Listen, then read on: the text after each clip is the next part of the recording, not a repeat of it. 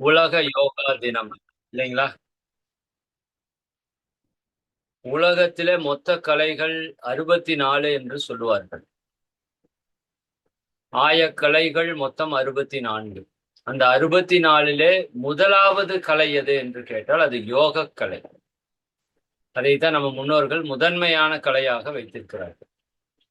அதற்கு பல காரணங்கள் இருக்கிறது. குறிப்பாக ஒவ்வொரு மனிதனும் எதை நோக்கி நம்ம பயணிக்கிறோம் அப்படின்னா, மகிழ்ச்சியாக இருப்பதை நோக்கி தான் பயணிக்கிறோம். இல்லைங்களா? நம்ம எல்லாரோட நோக்கம் என்ன அப்படின்னா, சந்தோஷமா, மகிழ்ச்சியா, நிறைவா, நிம்மதியா, ஆரோக்கியமா, திருப்தியா இருக்கணும். இவ்வளவுதான். வேற ஒண்ணுமே இல்ல. அதுக்காக தான் இன்னைக்கு உலகம் முழுக்க இவ்வளவு ஓட்டம் நம்ம ஓடிக்கொண்டிருக்கிறோம். அப்ப அதை நமக்கு முழுமையாக வழங்கக்கூடிய கலை, யோகக் கலை. அதனால அதற்கு முதன்மை இடத்த நம்ம முன்னோர்கள் கொடுத்திருக்கிறாங்க. அந்த உலக யோகா நிகழ்வு, அந்த யோக பயிற்சியினுடைய சிறப்பு, நமது பாரத பிரதமர் மாண்புமிகு நரேந்திர மோடி ஐயா அவர்களால 2014ஆம் ஆண்டு உலகம் முழுக்க அது அறிவிக்கப்பட்டு, கிட்டத்தட்ட 177 நாடுகள் அதை ஒருமனதாக ஏற்றுக்கொண்டு, உலக யோகா தினம் சிறப்பாக நடைபெற்றுக் கொண்டிருக்கிறது.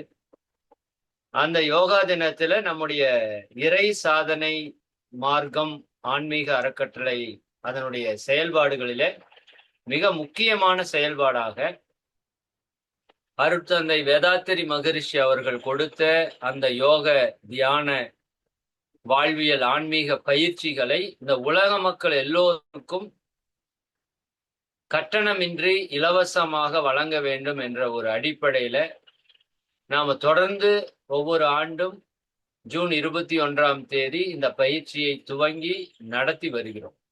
சரிங்களா? அந்த விதத்தில இன்றைய நாள் மிக மிக சிறப்பாக இந்த நிகழ்வு துவங்கப்பட்டிருக்கிறது.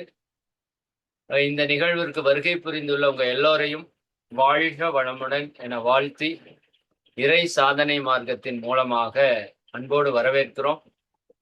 அதேபோல இந்த நிகழ்விற்காக அருள் தொண்டாற்றிய இன்னைக்கு இத்தனை அன்பர்கள் உள்ள இணைஞ்சிருக்கீங்கன்னா, இதற்கு பல பேருடைய உழைப்பு ரொம்ப ரொம்ப முக்கியமான காரணமா இருக்கு. அவங்க எல்லோரையும் இந்த நேரத்திலே நன்றியுணர்வோடு வணங்கி, அவர்களையும் வாழ்க வளமுடன் என வாழ்த்தி இந்த நிகழ்வை நாம துவங்குவோம். ரொம்ப மகிழ்ச்சி. நம்ம இறைவணக்கம், குருவணக்கம் பாடி இந்த நிகழ்வை துவங்கி இருக்கிறோம். அம்மா அவங்க ரொம்ப அற்புதமா பாடியிருக்காங்க.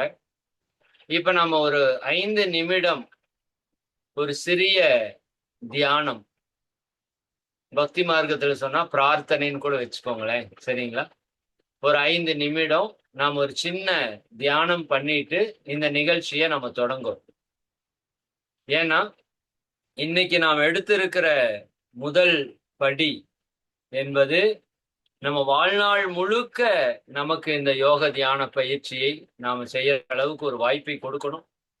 அதேபோல குருமகான்களுடைய ஆசிகளை நம்ம வாழ்நாள் முழுக்க பரிபூரணமா பெறணும். அப்படிங்கிறதுனால ஒரு சிறிய தியானம் பண்ணி நம்ம தொடங்குவோம். சரிங்களா? தியானம் மிக மிக எளிமையான தியானத்தை தான் இப்ப பண்ண போறோம். அதனால நீங்க ரிலாக்ஸா இருங்க. சரிங்களா? முடிஞ்சவங்க சமணங்கால் போட்டு உட்கார்ந்துக்கலாம். அதுக்கு பேரு சுகாசனம்னு சொல்லுவோம். முடியலைன்னா நீங்க சேர்லயே இருக்கலாம். சரிங்களா? கைகள கோர்த்து வச்சுக்கோங்க. கைகள கோர்த்து இந்த 2 கட்டவிரல் ஜாயின் பண்ற மாரி வச்சுக்கோங்க. தலை, கழுத்து, முதுகுத்தண்டு அது நேரா இருக்கணும். இதுதான் தியானத்துல மிக முக்கியமான ஒரு ரூல். சரிங்களா? ஏன்னா அப்பதான் அந்த சக்தி உங்க உடல் முழுக்க சீராக பாயும். 3வது கண்களை மென்மையா மூடிக்கணும். இவ்வளவுதாங்க. வேற ஒண்ணுமே இல்ல. சரிங்களா? ஒரு 5 நிமிடம் மட்டும் நாம இந்த தியானம் பண்ணி, இந்த ஒரு யோக பயிற்சியை நம்ம தொடங்க இருக்கிறோம். சரிங்களா? கண்களை அப்படியே மூடிக்கொள்ளலாம். அமைதியா இருங்க.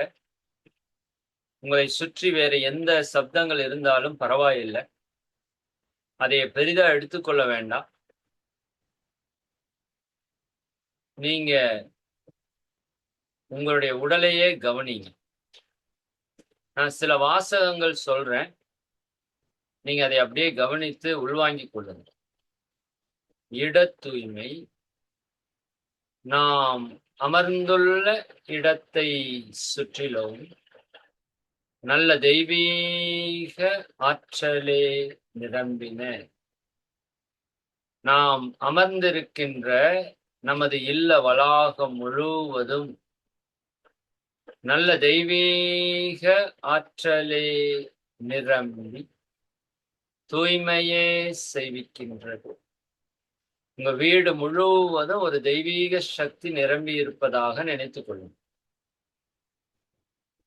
அருட்பேராற்றல் உடலிலே உயிரிலே அலை அலையாக பாய்ந்து நிரம்புவதை உணர்கிறோம்.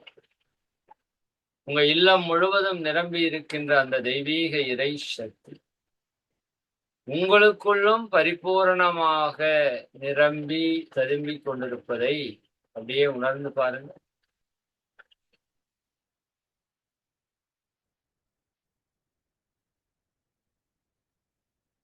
இப்ப நமக்குள்ளேயும் அந்த தெய்வீக சக்தி இருக்கு.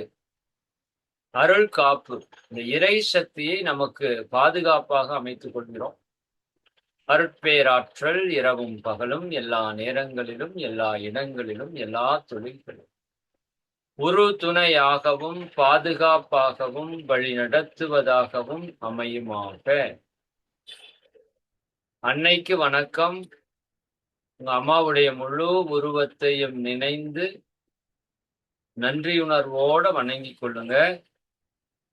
அவங்க மலர்ந்த முகத்தோடு அவருடைய கைகளை உங்களுடைய தலை உச்சியில் வைத்து வாழ்க வளமுடன் என வாழ்த்துகிறார்கள். ஏன்னா இன்னைக்கு நாம பெறக்கூடிய ஒரு விஷயம், சித்தர்கள், மகான்கள், யோகியர்கள், ஞானிகள் இந்த உலகத்திற்கு வழங்கிய ஒரு அரிய பொக்கிஷமான இந்த யோக கலையை நாம் இன்று பெற இருக்கிறோம். அதற்கு அன்னையினுடைய ஆசீர்வாதம் என்பது மிக மிக அவசியம். அவங்க வாழ்த்திட்டாங்க. அதே போல தந்தைக்கு வணக்கம். அப்பாவுடைய முழு உருவத்தையும் நினைந்து நன்றியுணர்வோட வணங்கிக் கொள்வோம். அவங்களும் உங்களை நல்ல ஆசீர்வாதம் பண்றாங்க. மாதா பிதா ஆசிகளை பெற்றுவிட்டோம். குருமகானை நினைத்துக் கொள்ளுங்க. ஆசான் அருட்தந்தை வேதாத்திரி மகரிஷி அவர்களே உங்களுக்கு முன்னாடி அப்படியே சூக்குமமா இருந்து உங்களை ஆசீர்வாதம் பண்றாங்க. அவங்களையும் வணங்கிக் கொள்ளுங்க. இஸ்லாமிய சகோதர சகோதரிகள் இருந்தா நீங்க வணங்க வேண்டாம், நன்றி உணர்வோட நினைத்துக் கொள்ளுங்க. இதுகாரும் இப்பிரபஞ்சத்திலே தோன்றிய சித்தர்கள், மகான்கள், யோகியர்கள், ஞானியர்கள், ரிஷிகள், மகரிஷிகள், அறிவில் அறிவாய் நிலைத்து அறம் வகுத்தோர் அதை வாழ்ந்து காட்டுங்கள். அனைத்து ஞான பெருமக்களையும் ஒரு சேர நினைந்து நன்றியுணர்வோடு வணங்கிக் கொள்ளுங்கள். வாழ்க வளமுடன், வாழ்க வளம். உங்களுக்கு பிடித்த எல்லா குருமகான்களிடமும் ஆசிகளை பெற்றுக்கொள்ளுங்க, வாழ்த்தை பெற்றுக்கொள்ளுங்க.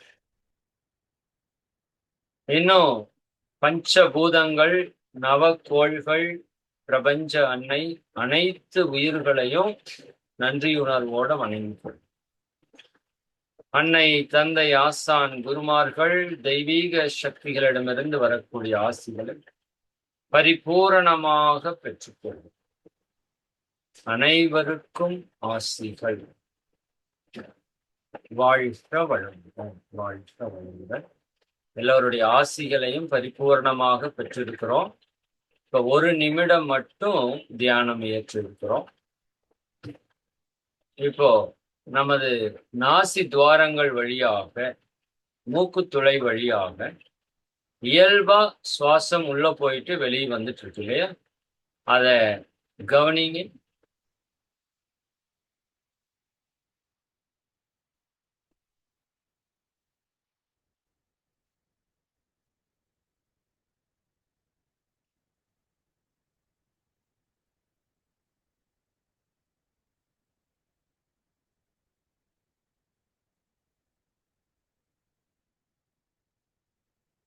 முழு கவனத்தோடு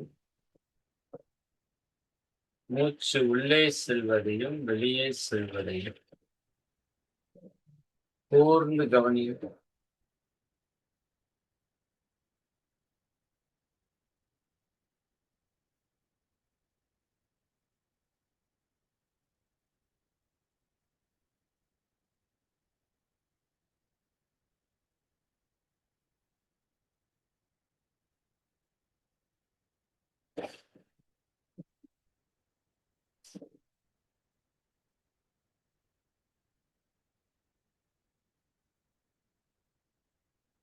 நீங்க மூச்சை கவனிக்கும் போது எண்ணங்கள் குறுக்கிடும். இந்த எண்ணங்களை நீங்கள் கண்டுகொள்ள வேண்டாம். மூச்சுல மட்டும் கவனம் வேணும்.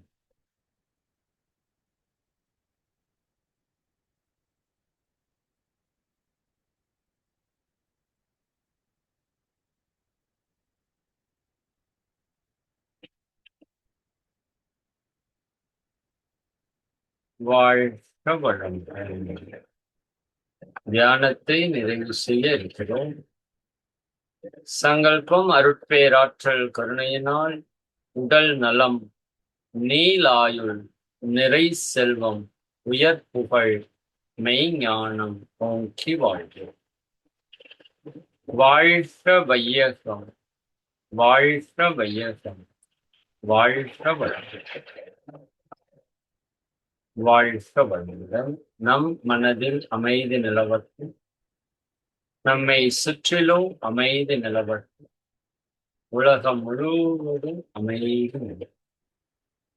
அந்த அமைதி அப்படியே உணருங்க. வாழ்க வளம், வாழ்க வளம்.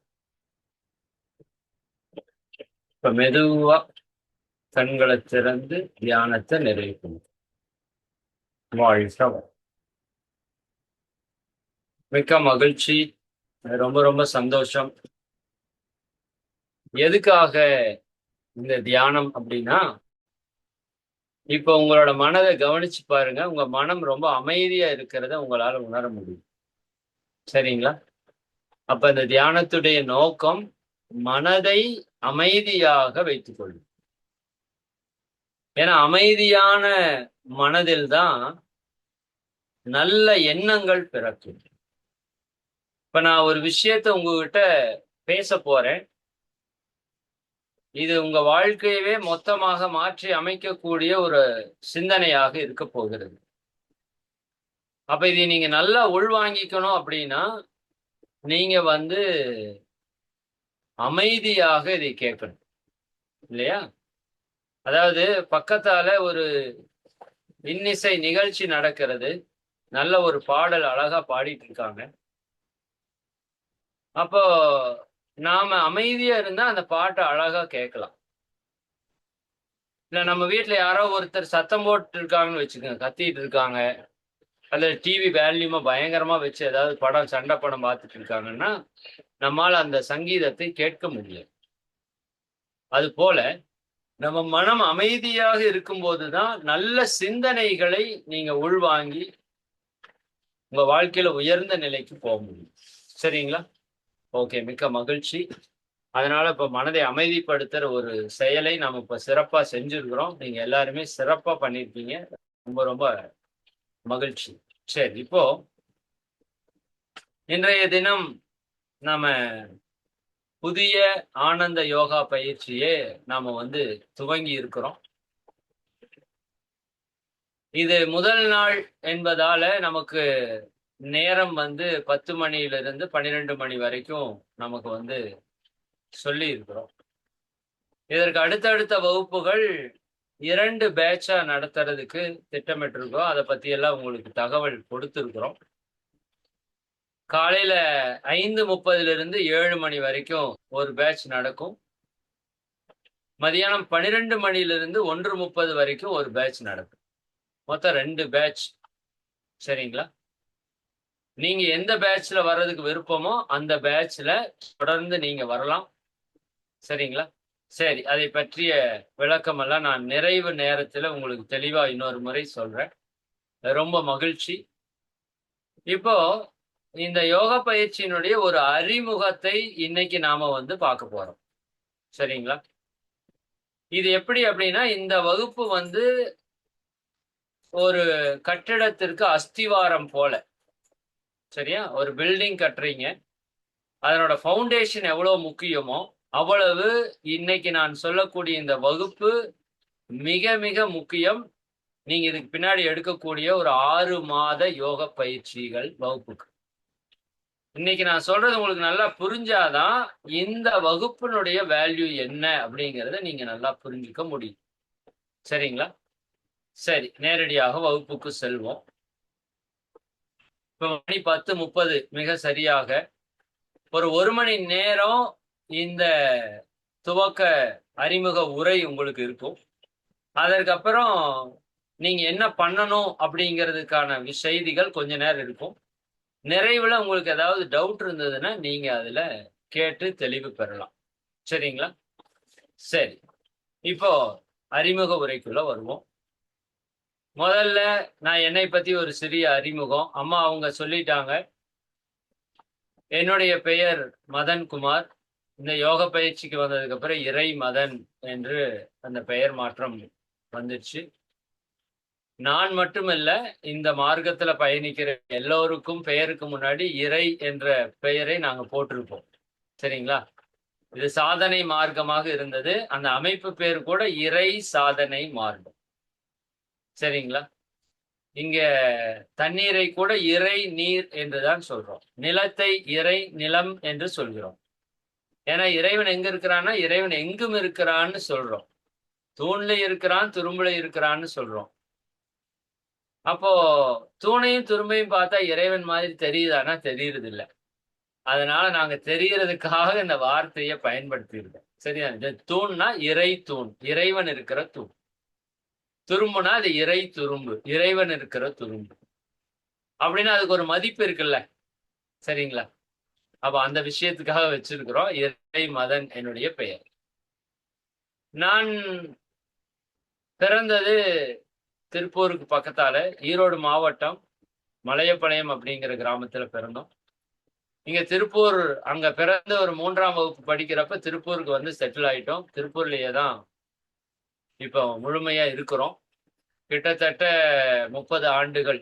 சரிங்களா? திருப்பூர்ல நான் படிச்சது 12ஆம் வகுப்பு வரைக்கும் படிச்சேன். நார்மலான ஸ்டூடண்ட் படிப்புல. பெரிய அளவுல படிப்புல ரீச் ஆக முடியல. அப்புறம் திருப்பூர்னா பனியன் கம்பெனி தானே வேலை, அதுக்கு போயிட்டோம். இரவு பகலான வேலை, உணவுல கட்டுப்பாடு இல்ல, உறக்கத்துல அளவு முறை இல்ல. சரிங்களா? உடம்பெல்லாம் கெட்டு போச்சு. சரியா? எல்லாருக்கும் இருக்கிற ப்ராப்ளம் தான்.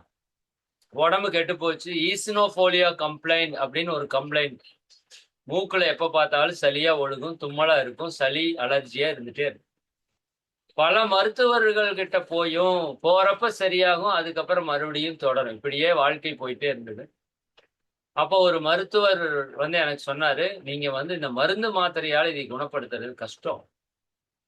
நீங்க ஒரு யோகா தியான பயிற்சி ஏதாவது போய் எடுத்துட்டீங்கன்னா நிரந்தரமான தீர்வு கிடைக்கும் அப்படின்னு சொன்னாரு. உண்மையாலுமே எனக்கு அவருதான் கடவுள். சரிங்க. அவர் மட்டும் சொல்லலைன்னா நான் இந்த யோகா தியான பயிற்சிக்குள்ளேயே வந்திருக்க மாட்டேன். சரி அவர் சொல்றாரே அப்படின்னு சொல்லிட்டு அந்த பயிற்சிக்குள்ள வந்தோம். வந்து பார்த்தீங்கன்னா, ஒரு 13 நாள் அடிப்படை பயிற்சி. இன்னைக்கு உங்களுக்கு 6 மாதம் நடத்தக்கூடிய பயிற்சியே, நேரடியா மன்றங்களுக்கு போனீங்கன்னா, ஒரு 13 நாள் அடிப்படை பயிற்சியா நடத்துவாங்க. டெய்லி 2 மணி நேரம்.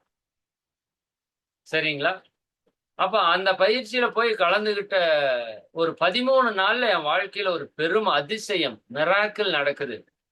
என்ன ஆச்சுன்னா, அந்த மூக்கு பிரச்சனை, ஜலதோஷ பிரச்சனை, சளி தொந்தரவு டோட்டலா ஸ்டாப் ஆயிருச்சு. அது கூட இன்னும் சில பிரச்சனைகள் எல்லாம் இருந்தது. எல்லாமே இருந்த இடம் காணாம போச்சு. எனக்கு ஆச்சரியம். அது ஏதோ பண்ணிட்டாங்களா என்னவோன்னு. அப்படியெல்லாம் ஒண்ணும் பண்ணல. அங்க வந்து பயிற்சிகள அற்புதமா சொல்லிக் குடுத்தாங்க. நம்ம உடல் ஆரோக்கியமா வச்சுக்கிறதுக்கான உடற்பயிற்சி. சரிங்களா? மனதை அமைதியா வச்சுக்கிறதுக்கு தியான பயிற்சி. இல்லாட்டி அதுக்கு முன்னாடி பயங்கரமா கோவம் வரும்.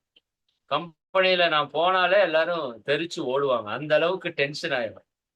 எதிர்காலத்த பத்தின நெறைய பயங்கள், கடந்த காலத்துல அவங்க பேசினாங்க, இவங்க பேசினாங்க, கவலைகள் என்ற மனதுல நெறைய குழப்பங்கள். வாழ்க்கையை பற்றிய ஒரு தெளிவில்ல, ஒரு புரிதல் இல்ல. ஏன் வாழ்றேங்கிற ஒரு விரக்தி. இது எல்லாமே எனக்கு சின்ன வயசுலயே வருது. அப்ப இதுக்குள்ள வரும்போது தான் நம்ம வாழ்க்கையை பற்றிய தெளிவான புரிதல் அங்க சொல்லிக் குடுத்தாங்க. அப்ப உடல், உயிர், மனம் எல்லாத்துக்கும் பயிற்சி குடுத்தாங்க. அப்ப பயிற்சி செய்யும்போது உடம்பு, மனசெல்லாம் அவ்வளவு சந்தோஷமா இருந்தது. அப்ப அந்த 13 நாள்லயே முடிவு பண்ணிட்டேன். நாம இதுல இன்னும் என்னென்ன அடுத்தடுத்த லெவல் இருக்கோ எல்லாத்தையுமே கத்துக்கணும்னு. அப்படியே அடுத்த லெவல் அகத்தாய் 1, 2, 3 பிரம்ம ஞானம் என்ற ஒரு உயர்ந்த நிலை பயிற்சி. உங்களுக்கு அதுவரைக்கும் எல்லாமே வந்து இந்த பயிற்சியில வந்து முற்றிலுமாக கொடுக்க இருக்கிறோம். அது வரைக்கும் கண்டினியூவா அடுத்தடுத்தது போயிட்டேன். அதுக்கப்புறம் ஆசிரியரானேன். அப்புறம் இதே வேதாத்திரி மகரிஷியோட பயிற்சியை யூனிவர்சிட்டி கோர்சஸா மாத்தி கொடுத்தாங்க. Diploma, BA, MA, BSc, MSc, MPhil, PhD வரைக்கும். நான் படிச்சது 12வது தான். அப்ப ஃபர்ஸ்ட் டிப்ளமோ வந்தது. அப்பதான் பாரதிதாசன் யூனிவர்சிட்டியில டிப்ளமோ படிச்சேன். அதுலதான் ஸ்டேட் செகண்ட் மார்க். நல்லா புரிஞ்சுக்கோங்க. அப்ப நான் வேலைக்கு போயிட்டு படிக்கிறேன். சரிதானுங்களா? State second mark. Abdul Kalam ஐயா கையில சான்றிதழ் வாங்கணும். இது ஒரு பெரிய வாய்ப்பு எனக்கு. சரிங்களா? அப்ப இறைவன் எனக்கு படிப்பை தடுத்தது முதல்ல எனக்கு கொஞ்சம் கஷ்டமா இருந்தது. எனக்கு நல்ல படிப்பு கொடுத்துருக்கலாமே இறைவான். ஆனா என்னோட வழி இப்படி மாறினதுக்கு அப்புறம் தான் தெரிஞ்சது, ஓ கரெக்டா தான் இறைவன் கொடுத்துருக்கிறான். நான் படிச்ச அந்த பக்கம் ஏதாவது தொழிலுக்கு போயிருந்தேன்னா இப்படி ஒரு வாய்ப்பு எனக்கு கிடைச்சிருக்காது. அதுக்கப்புறம் தான் ரியலைஸ் பண்ணேன். அப்ப இறைவனுக்கு நன்றி சொல்லி அதுக்கப்புறம் டிப்ளமோ படித்தேன். அப்புறம் பிஏ, அப்புறம் எம்ஏ, இதுலயே கண்டினியூவா அப்புறம் பிஹெச்டி போட்டிருந்தேன். அதை மட்டும் கொஞ்சம் கம்ப்ளீட் பண்ண முடியல. அது 4 இயர்ஸ் பண்ணிட்டு ஸ்டாப் பண்ணிட்டேன். சரிங்களா? அடுத்தது பண்ணணுங்கிற ஒரு ஐடியாவில் இருக்கிறேன். அப்போ இந்த மாதிரி என்னோட லைஃப் போயிட்டே இருந்தது. அப்புறம் நான் கம்பெனி வேலையிலிருந்து கொஞ்சம் இந்த ஆன்மீக பணிகளுக்கு வரலாமான்னு யோசிச்சுட்டு இருந்தேன். அப்போ ஒரு வாய்ப்பு கிடைச்சது. அப்ப இந்த விஷன் கல்வியை நடத்துறதுக்கு அன்பர்கள் தேவைன்னு சொன்னாங்க. அப்போ அதுல இணைஞ்சு அதுல ஆசிரியராகி கிட்டத்தட்ட ஒரு 20 ஆண்டுகளாக நான் இதுல ஆசிரியர் பணியில் இருக்கிறேன். சரிங்களா? இதுவரைக்கும் நேரடியா நூற்றுக்கணக்கான ஆசிரியர்களை உருவாக்கி இருக்கிறோம். ஜூம் ஆன்லைன்ல இப்ப ஆயிரக்கணக்கான அன்பர்கள் வந்து பயிற்சி எடுத்துட்டு இருக்காங்க. இதெல்லாம் ஒரு பெரிய வாய்ப்பு. இது என்னுடைய பெருமைன்னு சொல்ல முடியாது. சரிங்களா? அதாவது இந்த வழியா போனா யார் போனாலும் அந்த ஊர் வரும் அப்படின்னா யார் போனாலும் வரும் தான். இப்ப யோகா செஞ்சா உங்க உடம்பு ஆரோக்கியமா இருக்கும், உங்க மனசு அமைதியா இருக்கும். இது நான் சொல்லவே தேவையில்லை. இல்லையா? அப்ப நம்ம செய்யணும். அதுதான் இங்க முக்கியம். சரிங்களா? அந்த விதத்துல நானும் உங்களைப் போல மிக எளியவன் தான் என்பதை நீங்கள் முதல்ல புரிஞ்சுக்கோங்க. இங்க குரு சிஷ்யர் அப்படிங்கிற ஒரு தொடர்பு வேண்டாம். நம்ம எல்லாருக்கும் ஒரே குரு தான். அவர் வேதாத்திரி மகரிஷி மட்டுமே. சரிங்களா? நான் அவருடைய சீடர், நீங்களும் அவருடைய சீடர். சரிங்களா? என்ன நான் கொஞ்சம் முன்னாடி வந்துட்டேன், நீங்க கொஞ்சம் இப்பதான் வந்திருக்கிறீங்க. அதுல எல்லாம் ஒரு பெரிய விஷயமே கிடையாது. மகரிஷி சொல்லுவாங்க, நான் ட்ரெயின்ல முன்னாடி பெட்டியில இருக்கேன், நீங்க பின்னாடி பெட்டியில இருக்கீங்க. அவ்வளவுதான்ப்பா உங்களுக்கு எனக்கு வித்தியாசம். ஞானிக்கே அவ்வளவுதான் வித்தியாசம்னா உங்களுக்கு எனக்கு என்ன? ஒண்ணும் வித்தியாசம் கிடையாது. சரிங்களா? அதனால நீங்க என்னைய குரு, குருஜி அப்படிலாம் ஒரு சிலர் சொல்லுவாங்க. அந்த வார்த்தையெல்லாம் பயன்படுத்த வேண்டாம். சரிங்களா? என்னுடைய வயது 40. நீங்க பெரியவங்க இருப்பீங்க. 60 வயது அந்த டைம்ல இருக்கீங்கன்னா, உங்க பையன் மாதிரி நினைச்சுக்கோங்க. சரிதானுங்களா? இல்ல உங்களோட சகோதரன் மாதிரி நினைச்சுக்கோங்க. அவ்வளவுதான். ரொம்ப சிம்பிள். நீங்க கேஷுவலா பேசலாம். சரிங்களா? ஓகே. இந்த துண்டு வந்து ஒரு அடையாளத்துக்காக, ஒரு ஆன்மீக ஞானத்தை, இறை சக்தி ஈர்ப்பதற்காக கட்டியிருக்கிறோம். அவ்வளவுதான். மற்றபடி ஒண்ணும் இல்ல. வெள்ளை நிற ஆடை என்பது ஆசிரியர்களுக்கான உடை. அவ்வளவுதான். சரிங்களா? இந்த 2யும் கழட்டிட்டா நாமளும் நார்மல் ஹியூமன் பீயிங் தான். ஏன் நான் சொல்ல வரேன்னா, நானும் உங்கள மாதிரி வாழ்ந்து, வாழ்க்கையில பல விஷயங்கள அனுபவிச்சு, கடந்து வந்து, எனக்கு திருமணம் ஆயிருச்சு. திருமணமாகி 2 குழந்தைகள் இருக்கிறாங்க. சரிங்களா? குடும்பத்தோட இப்போ வாழ்ந்துட்டு இருக்கிறோம். அப்போ குடும்பத்துல வரக்கூடிய பிரச்சனைகள் என்னங்கிறத எனக்கு தெரியும். பொருளாதாரத்தை பற்றி எனக்கு ஓரளவுக்கு புரிதல் இருக்கு. சரிங்களா? மகரிஷி அவங்களும் குடும்ப வாழ்க்கையை வாழ்ந்து தான் இந்த யோக முறையை குடுத்திருக்கிறாங்க. அப்ப உங்களுக்கு வந்து எந்த டவுட்டுமே வேண்டாம் இங்க சொல்லிக் குடுக்கிற பயிற்சியை பற்றி. இது முழுக்க, முழுக்க உங்க வாழ்க்கையில நேரடியா பொருந்தி உங்கள வந்து லிஃப்ட் பண்ணிரும். அவ்வளவுதான் விஷயம். சரிங்களா? சரி, அந்த விதத்துல என்னுடைய வாழ்க்கை ரொம்ப, ரொம்ப சிறப்பா போயிட்டு இருக்குது. அதற்கு காரணம் வேதாத்திரி மகரிஷி குடுத்த இந்த பயிற்சி. அப்ப மகரிஷி என்ன சொல்லுவாங்கன்னா, "நான் உங்ககிட்ட குரு காணிக்கையா 2 விஷயம் கேட்பேன்." அப்படின்னு மகரிஷி சொல்லுவாங்க. என்னங்க சாமின்னு கேட்டா, எல்லாரும் காசு பணம் கேட்பாங்க. ஆனா மகரிஷி என்ன கேட்பாருன்னா, நான் உங்களுக்கு சொல்லிக் கொடுத்த பயிற்சிய நீங்க தொடர்ந்து தினசரி செய்து எனக்கு குரு காணிக்கையா குடுக்கணும். அப்ப நீங்க உடல் ஆரோக்கியத்தோடு இருப்பீங்க, மன அமைதியோடு இருப்பீங்க, செல்வ வளத்தோடு இருப்பீங்க, உறவுகள் இணக்கத்தோடு இருப்பீங்க. இரண்டாவது, நீங்கள் கற்றுக்கொண்டு சந்தோஷமா இருக்கிற இந்த கலைய, உங்களுக்கு தெரிஞ்சவங்க எல்லாருக்கும் நீங்க கொண்டு போய் சேர்த்த வேண்டியது உங்களுடைய பொறுப்பு அப்படின்னு சொல்லுவாங்க. சரிங்களா? என்னோட குழந்தைகள்னு மகிழ்ச்சி சொல்வாங்க. அப்போ நம்ம அப்பாவுக்கு நம்ம என்ன பண்ணணும்? அவர் விட்டு சென்ற பணியை நம்ம தொடர்ந்து செய்யணும். அப்படி எனக்கு கிடைச்ச வாய்ப்ப நான் சரியா பயன்படுத்திக்கிட்டேன். இன்னைக்கு அதனால ஒரு நல்ல ஒரு அமைப்பை உருவாக்கி, இவ்வளவு மக்களுக்கு பயிற்சி கொடுக்க முடியுது. இன்னும் நேரடியா நாம ஒரு ஆசிரமம் அமைச்சு, அங்கேயே நேரடி பயிற்சிகள் கொடுக்கிறோம். உங்களுக்கு அதை பற்றி விளக்கமெல்லாம் பின்னாடி கொடுப்போம். சரிங்களா? இது என்னை பற்றி அறிமுகத்தை நிறைவு செய்துக்குவோம். சரியா? ஓகே. சரி. இப்ப பயிற்சிக்குள்ள நம்ம வருவோம். ஆனந்த யோகா பயிற்சி. இந்த பயிற்சி பேரே பாருங்க. அப்படித்தான் வடிவமைச்சிருக்கிறோம். சரிங்களா? அதாவது இந்த பயிற்சி எதற்காகன்னா, ஆனந்தமாக வாழ்வது. ஒவ்வொரு மனிதனுடைய இலக்கும் ஆனந்தமா வாழணுங்கிறது தான். இல்லையா? அப்ப அந்த ஆனந்த வாழ்வை கொடுக்கக்கூடிய ஒரு பயிற்சி தான் இந்த பயிற்சி. அதுல நீங்க எல்லாரும் இணைஞ்சிருக்கீங்க. சரி, கொஞ்சம் ரிலாக்ஸா இருங்க. என்னோட செஷன்ஸ் வந்து கொஞ்சம் இன்டராக்ஷனா இருக்கும். சரிங்களா? நாம அப்படியே பேசிக்கிற மாதிரி தான் இந்த செஷன் போகும். ஆ, சரி. நான் சில கேள்விகள் கேட்கிறேன். அந்த கேள்விகளுக்கான பதில நீங்க சரியா சொல்லுங்க. சரிங்களா? சேட் பண்ண தெரிஞ்சவங்க சேட் பண்ணலாம். சேட் பண்ண தெரியாதவங்க நீங்க மனசுக்குள்ளேயே நெனச்சுக்கோங்க. சரியா? YouTubeல இருக்கிறவங்களும், நீங்க YouTubeல அந்த மெசேஜ் போடுற இடத்துல டைப் பண்ணி போடலாம். சரிங்களா? ஏன்னா, இப்ப நான் சொல்லக்கூடிய இந்த கருத்து உங்களுக்கு ஆழமா புரிஞ்சாதான், உங்களுக்கு இந்த பயிற்சியோட வேல்யூ என்னன்னு உங்களுக்கு நல்லா புரியும். சரிங்களா? சரி. நான் கேட்கிற முதல் கேள்வி, நாமெல்லாம் யாரு? நெறைய பேருக்கு ஒரே டவுட்டா இருக்கும். ஏன்னா, அது ஒரு சிலர் நாயன்னு சொல்றாங்க. ஒரு சிலர் எரும மாடுன்னு திட்டுறாங்க. நமக்கே டவுட் ஆயிடுது. நம்ம எல்லாரும் மனிதர்கள் இல்லையா? சரி, மனிதர்கள். நமக்கு எத்தன அறிவு இருக்கு? எல்லாரும் டக்குன்னு சொல்லிடுவீங்க. 6 அறிவு இருக்கிறது. சரியா? நல்லா பாருங்க. அந்த 6 அறிவு என்ன அறிவுன்னு கேட்டா யாருக்கும் பெருசா தெரியாது. ஆனா நமக்கு 6 அறிவு இருக்கு. சரி. அது 1 தொடு அறிவு, 2வது சுவை அறிவு, 3வது நுகர்ற அறிவு, 4வது பார்க்கிற அறிவு, 5வது கேட்கிற அறிவு, 6வது சிந்திக்கிற அறிவு. 6 அறிவு நம்மகிட்ட இருக்கு. சரிங்களா? சரி. இப்ப நாமெல்லாம் எப்படி வாழணும்னு ஆசைப்படுறோம்? எல்லாரும் மகிழ்ச்சியா வாழ்றதுக்கு ஆசைப்படுறோம். இதுல மாற்று கருத்து இருக்காது. சின்ன குழந்தைய போய் கேட்டாலும் மகிழ்ச்சியா இருக்கிறதுக்கு விருப்பம்னு சொல்லும். பெரியவர் 90 வயசுல இறப்பின் தருவாயில இருக்க போறவர்ட்ட கேட்டாலும் அவர் என்ன சொல்லுவாரு? மகிழ்ச்சியா இருக்கணும் அப்படின்னு சொல்றாங்க. அவ்வளவுதானே? சரி, எவ்வளவு சதவீதம் நீங்க மகிழ்ச்சியா இருக்கிறதுக்கு விருப்பம் உங்களுக்கு? எல்லாரும் ஒரே கோரஸா சொல்றோம். 100% மகிழ்ச்சியா இருக்கும். சரிங்களா? இல்லையா? 100% மகிழ்ச்சியா இருக்கணும். ஏதாவது மாற்று கருத்து இருக்கா? நிச்சயமா கிடையாது. சரிங்களா?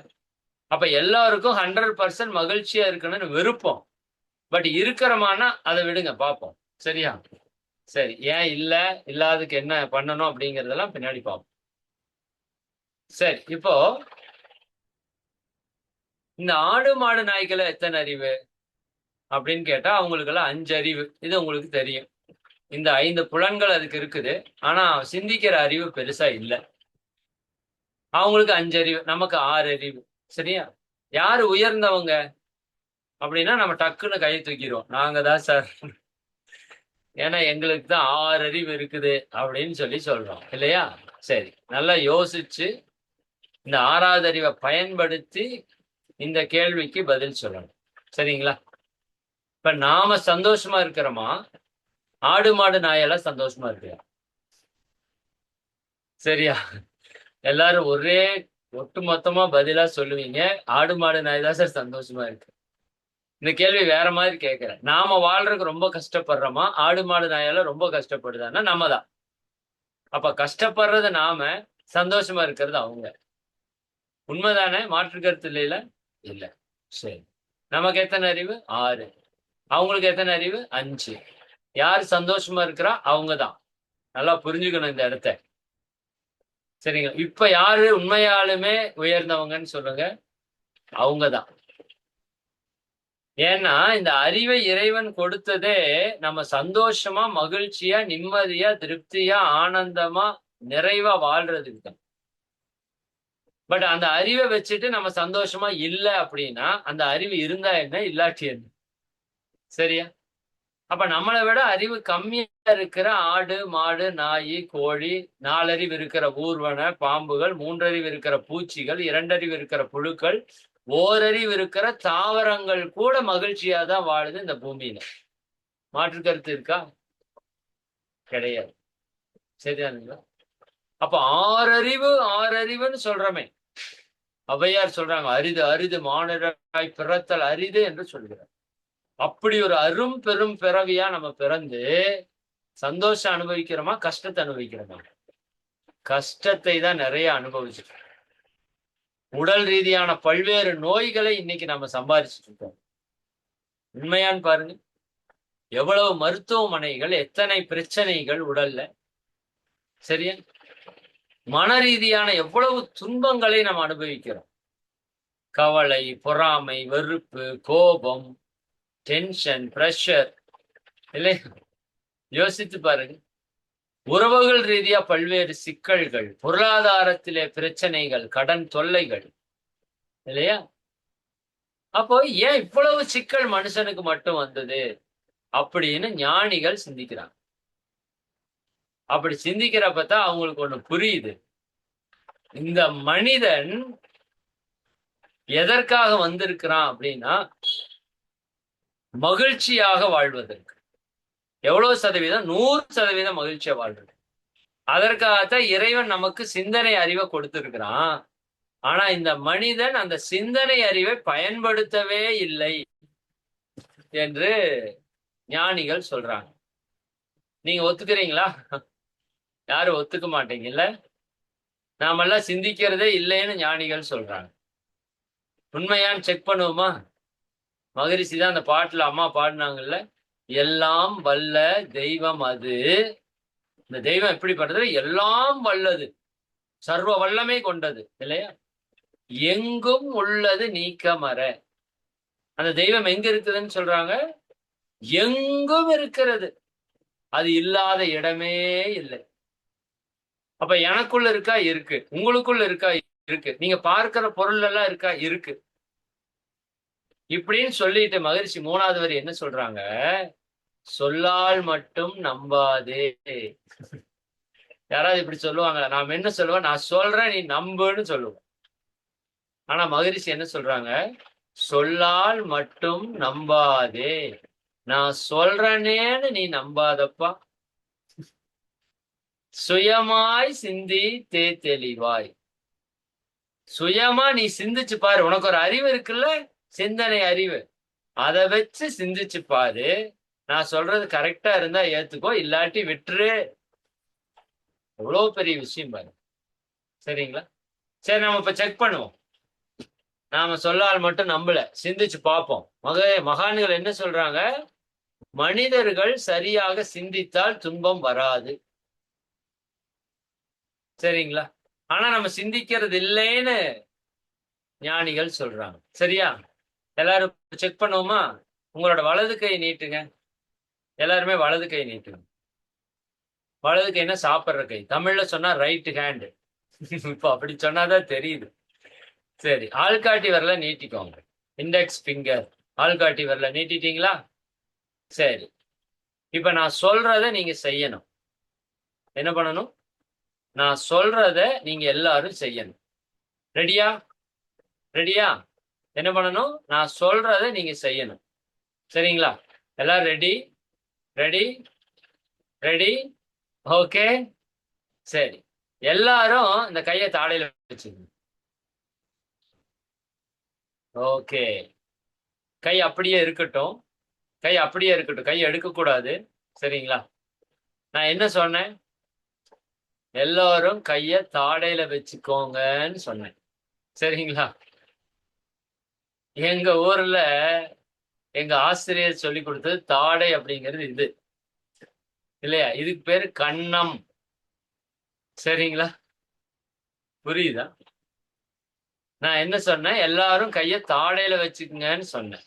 நீங்க எல்லாரும் கைய கன்னத்துல வச்சிருக்கீங்க. சரியா? இப்ப உங்களோட மைண்ட் வாய்ஸ் எனக்கு கேக்குது.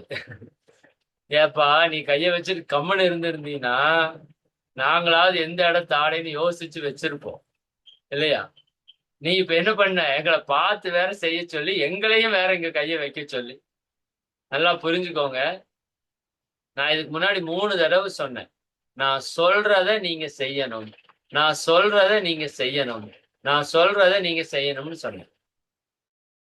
நான் செய்யறத பார்த்து செய்யுங்கன்னு சொன்னேனா? சொல்லல. ஆனா நம்ம எல்லாரும் என்ன பண்ணிட்டோம்? நான் எல்லாரும் தாடையில கை வைங்கன்னு சொல்லி இங்க வச்ச உடனேயும் நீங்க நான் செஞ்சதை பார்த்து அப்படியே செஞ்சுட்டீங்க. எதை யூஸ் பண்ணல? கிட்னியை யூஸ் பண்ணல. மூளை யூஸ் பண்ணணுமா? இல்லையே. சரியா? அப்போ ஒரு செகண்ட் நம்ம யோசிச்சிருக்கணுமா இல்லையா? தம்பி தாடையில கை வைக்க சொன்னாரு, அப்ப எது தாடை அப்படின்னு ஒரு செகண்ட் சிந்திச்சிருந்தா கை இங்க வந்திருக்கும். இப்ப நம்ம யாருமே சிந்திக்கிறது இல்ல. பார்த்தது அப்படியே ஈயடிச்சாங்க அப்படியே செஞ்சிடும். நல்லா புரிஞ்சுக்கோங்க. மனித வாழ்க்கையில மகிழ்ச்சியா இருக்கிறதுக்கு முதல் தேவை சிந்திக்கணும்.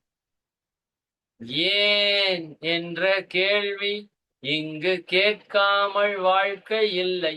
இல்ல இல்ல, எதுக்கு எடுத்தாலும் ஏன்னு கேளுங்க. சரிங்களா? ஒரு பொட்டு வைக்கிறீங்களா? ஏன்னு கேளு.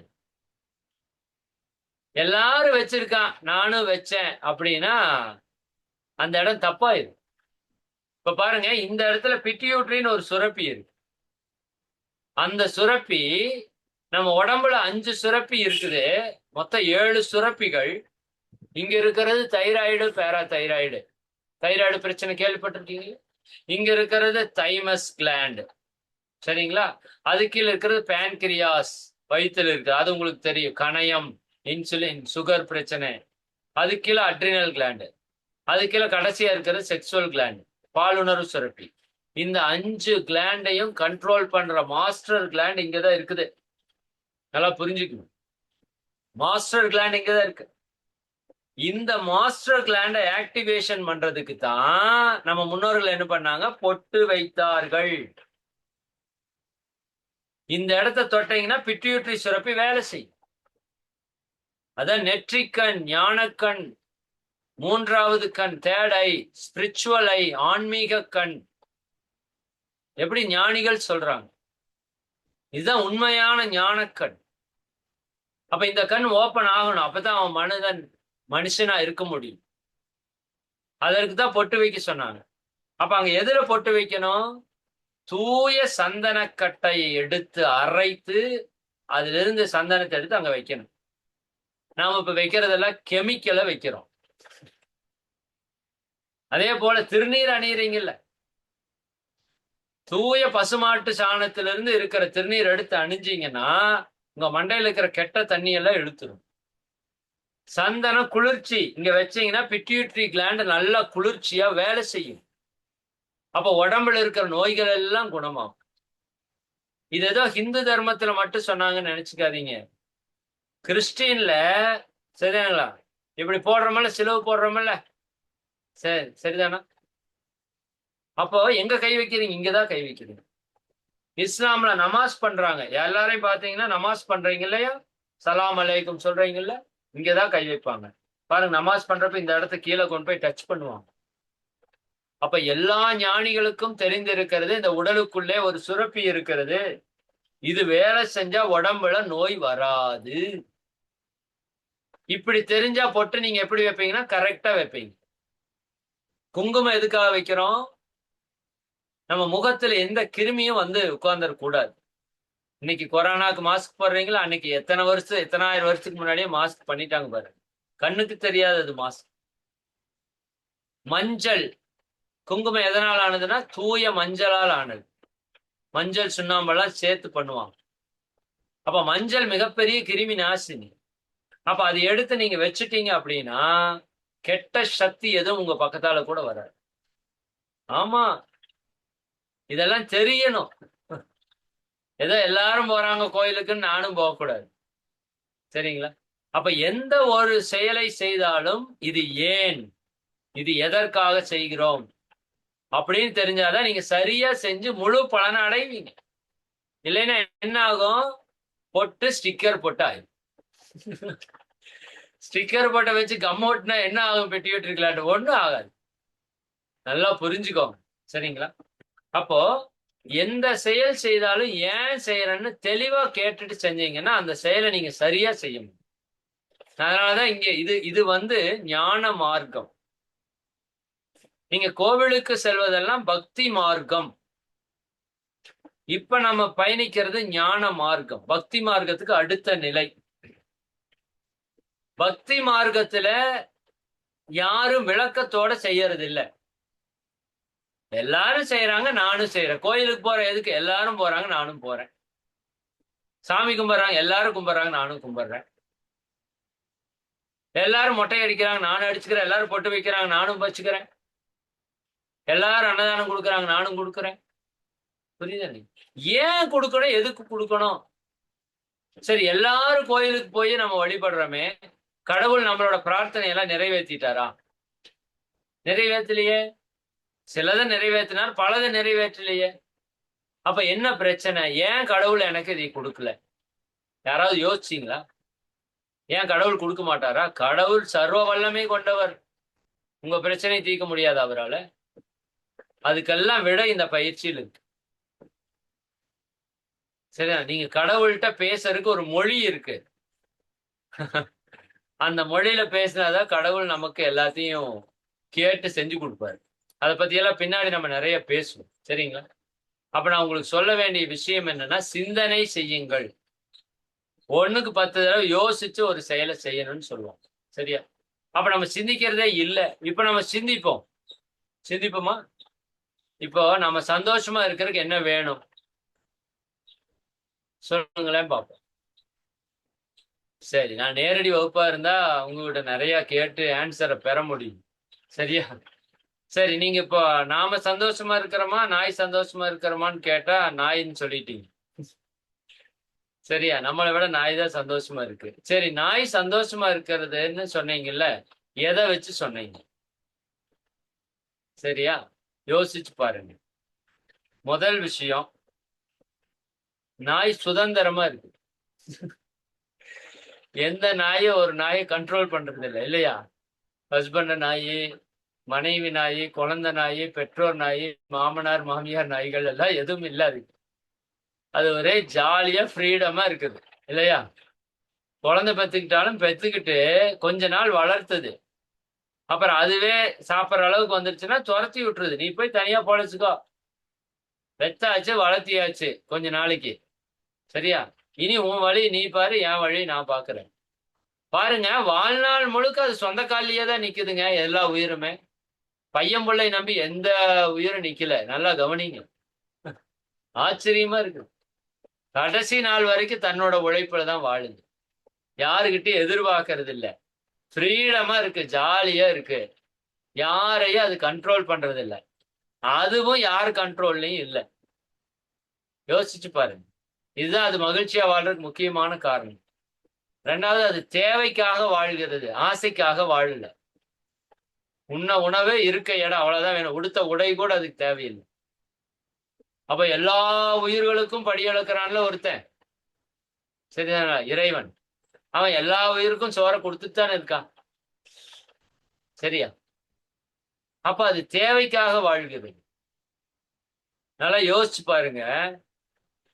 அந்த நாய் அதனோட உடம்புல அதுக்கு பிபி இல்ல, சுகர் இல்ல, பைல்ஸ் இல்ல, ஹார்ட் அட்டாக் இல்ல, கிட்னி ஃபெயிலியர் இல்ல, பிரஸ்ட் கேன்சர் இல்ல, யூட்ரஸ் ரிமூவ் பண்ண வேண்டிய அவசியம் இல்ல. இன்னைக்கு வரைக்கும் நார்மல் டெலிவரி தான் நடக்குது. சிந்திங்க, நல்லா சிந்திங்க. இது அஸ்திவார். சாதாரண நாய் கூட இன்னைக்கு 10 குட்டி போட்டுட்டு தாங்க இருக்குதே. சொல்லுங்க. 5 அறிவு தான் அதுக்கு. ஆடு மாடு நாய் இன்னைக்கு நார்மல் டெலிவரி தானே பண்ணிட்டு இருக்கு. 10ஓ 15ஓ போடுற குட்டி போட்டுட்டு தானே இருக்குது. நாம் ஏதோ படிச்சுட்டோம், பயங்கரமா தெரிஞ்சுட்டோம், இங்கிலீஷ் தெரியும் எனக்கு, அது தெரியும், அமெரிக்கா தெரியும் எனக்கு, சந்திரனுக்கு போயிட்டேன், செவ்வாய்க்கு போயிட்டேன். ஏய், உடம்ப நல்லா வச்சுக்க தெரியல, நாயம் பேசிட்டு இருக்க கூடாது. சரியா? எந்த ஆடு மாடு நாயாவது தொப்ப வச்சிருக்குதா? சொத்த பல்லு பார்த்திருக்கீங்களா நீங்க ஆடு மாடு நாய்க்கு? யோசிச்சு பாருங்க. எனக்கு ஆச்சரியமா இருந்தது இந்த தகவல் யோசிக்கிறப்ப. ஆமாமல்ல, நாய்க்கு சொத்த பல்லே இல்ல. நல்லா புரிஞ்சுக்கோங்க, நாய் பல்லே விளக்குறது இல்ல. இது அதை விட பெரிய விஷயம். நாய் பல்லே விளக்குறது இல்ல, ஆனா நாய்க்கு சொத்த பல்லே வர்றது இல்ல. நம்ம காலையிலயும் நைட்டு ஷிஃப்ட் போட்டு விளக்குற, வாயை திறந்தா 10 சொத்த பல் இருக்குது. இதை புடுங்கிறதுக்கு வேற ஒரு டாக்டர். யோசிங்க. எதுக்காவது பேடு கொலஸ்ட்ரால் இருக்கா எந்த உயிரினத்துக்காவது? கெட்ட கொழுப்பு இருக்கா? பிபி இருக்கா? சுகர் இருக்கா?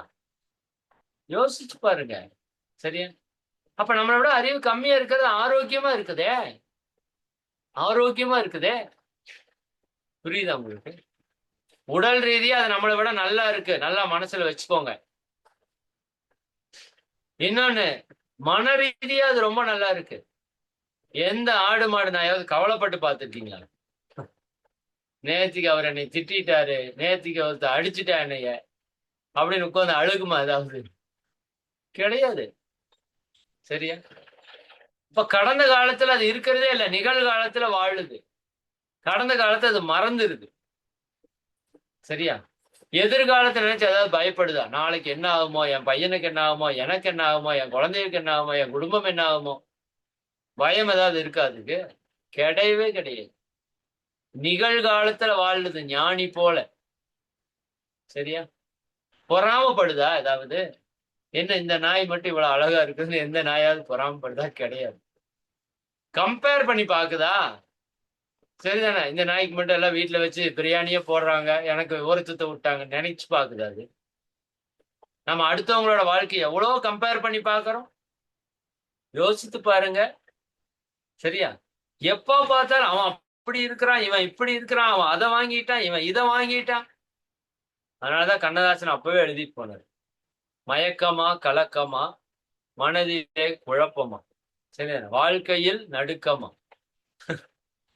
அதுல ஒரு வார்த்தை போட்டிருப்பாரு, அற்புதமான வார்த்தை.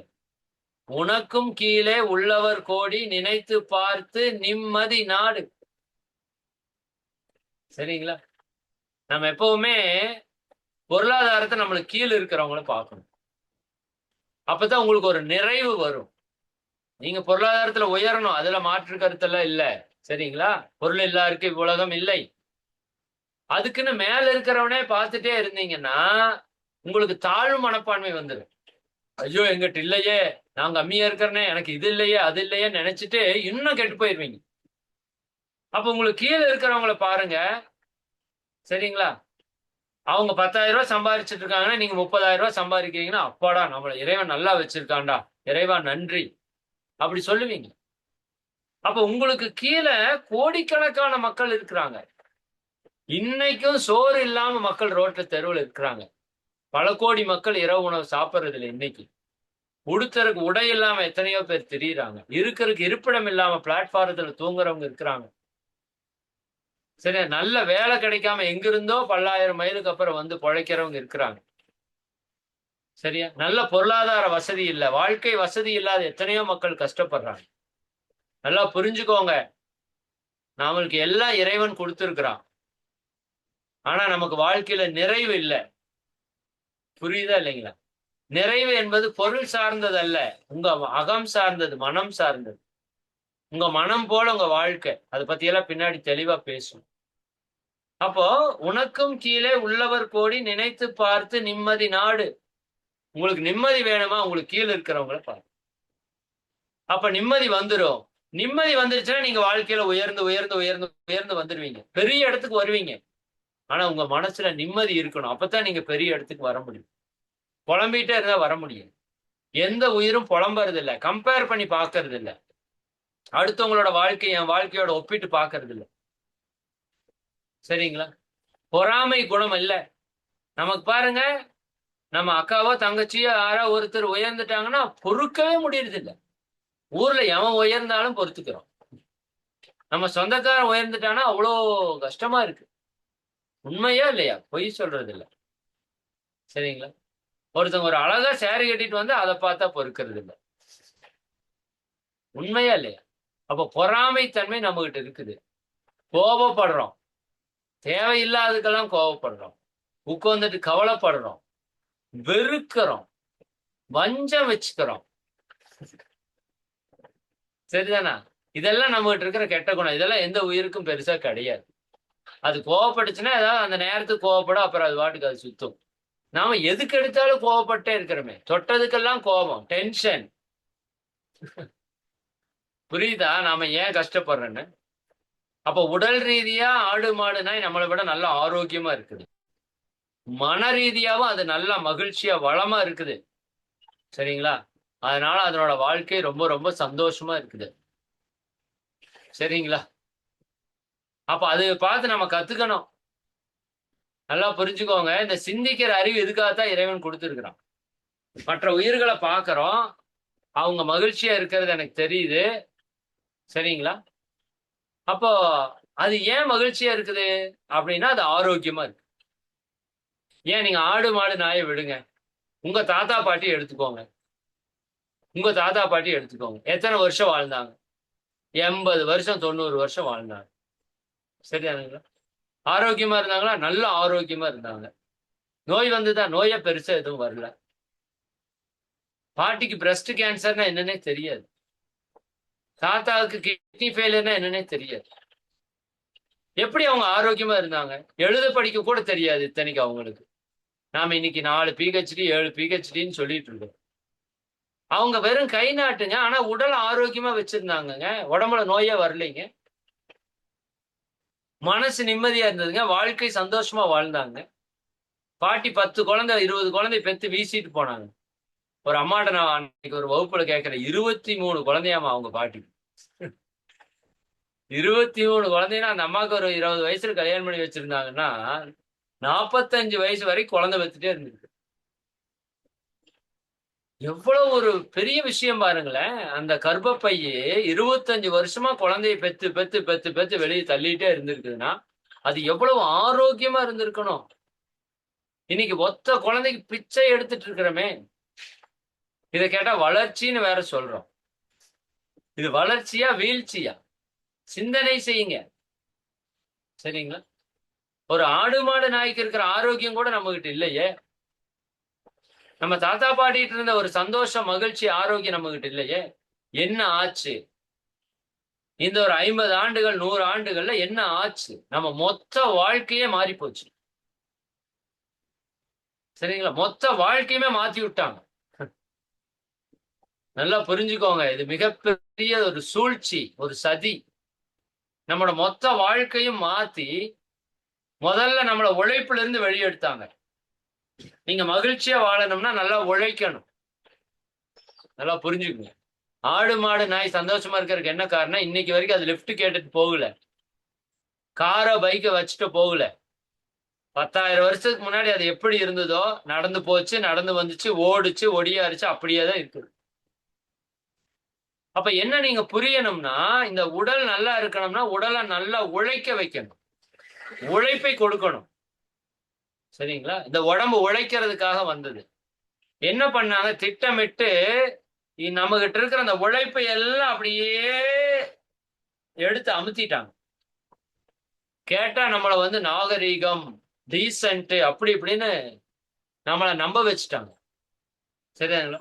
முதல்ல உப்பு போட்டு பல்லு தேய்ச்சிட்டு இருந்தோம், கரிய போட்டு பல்லு தேய்ச்சிட்டு இருந்தோம், செங்கலை போட்டு பல்லு தேய்ச்சிட்டு இருந்தோம். பல்லு சொத்தையே ஆகல, ஒரு பல்லு கூட ஓட்டை ஆகல, விழுகல. சரிங்களா? அப்புறம் கொஞ்ச நாள் கழிச்சு என்ன பண்ணாங்க? என்ன உப்பு தேய்க்கிறீங்க, கறியை தேய்க்கிறீங்க, நீங்கெல்லாம் பட்டிக்காடு, நீங்கெல்லாம் ஒன்னும் படிப்பறிவு இல்லாதவங்க அப்படின்னு சொல்லி பேஸ்ட் கொடுன்னு பேஸ்ட் கொடுத்தாங்க. இப்ப பேஸ்ட் எல்லாம் போட்டு விலைக்கு விலைக்கு உள்ள மேல இருக்கிற எனாமல் போச்சு, உள்ள எல்லாம் சொத்தையா போச்சு. இப்ப டாப்பா பல்ல புடுங்கி புடுங்கி புடுங்கி புதுசு புதுசா செட் பண்றான். இது ஒரு வியாபாரம். நல்லா புரிஞ்சுக்கோங்க. இப்ப மனுஷனை வச்சு நம்மளை வச்சு வியாபாரம் பண்றாங்க.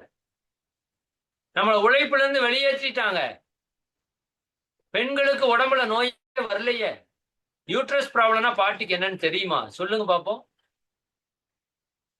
ஏன்? உட்கார்ந்து ஆட்டினாங்க. உட்கார்ந்து தானே ஆட்டினாங்க, உட்கார்ந்து தானே அரைச்சாங்க, உட்கார்ந்து தானே சமைச்சாங்க, உட்கார்ந்து தானே சாப்பிட்டாங்க, உட்கார்ந்து தானே விளை கழுவுனாங்க, உட்கார்ந்து தானே துணி துவைச்சாங்க. யோசிங்க. ஒரு நாளைக்கு 100 தடவை பாட்டி உட்கார்ந்து உட்கார்ந்து எந்திரிக்கும். சரியா?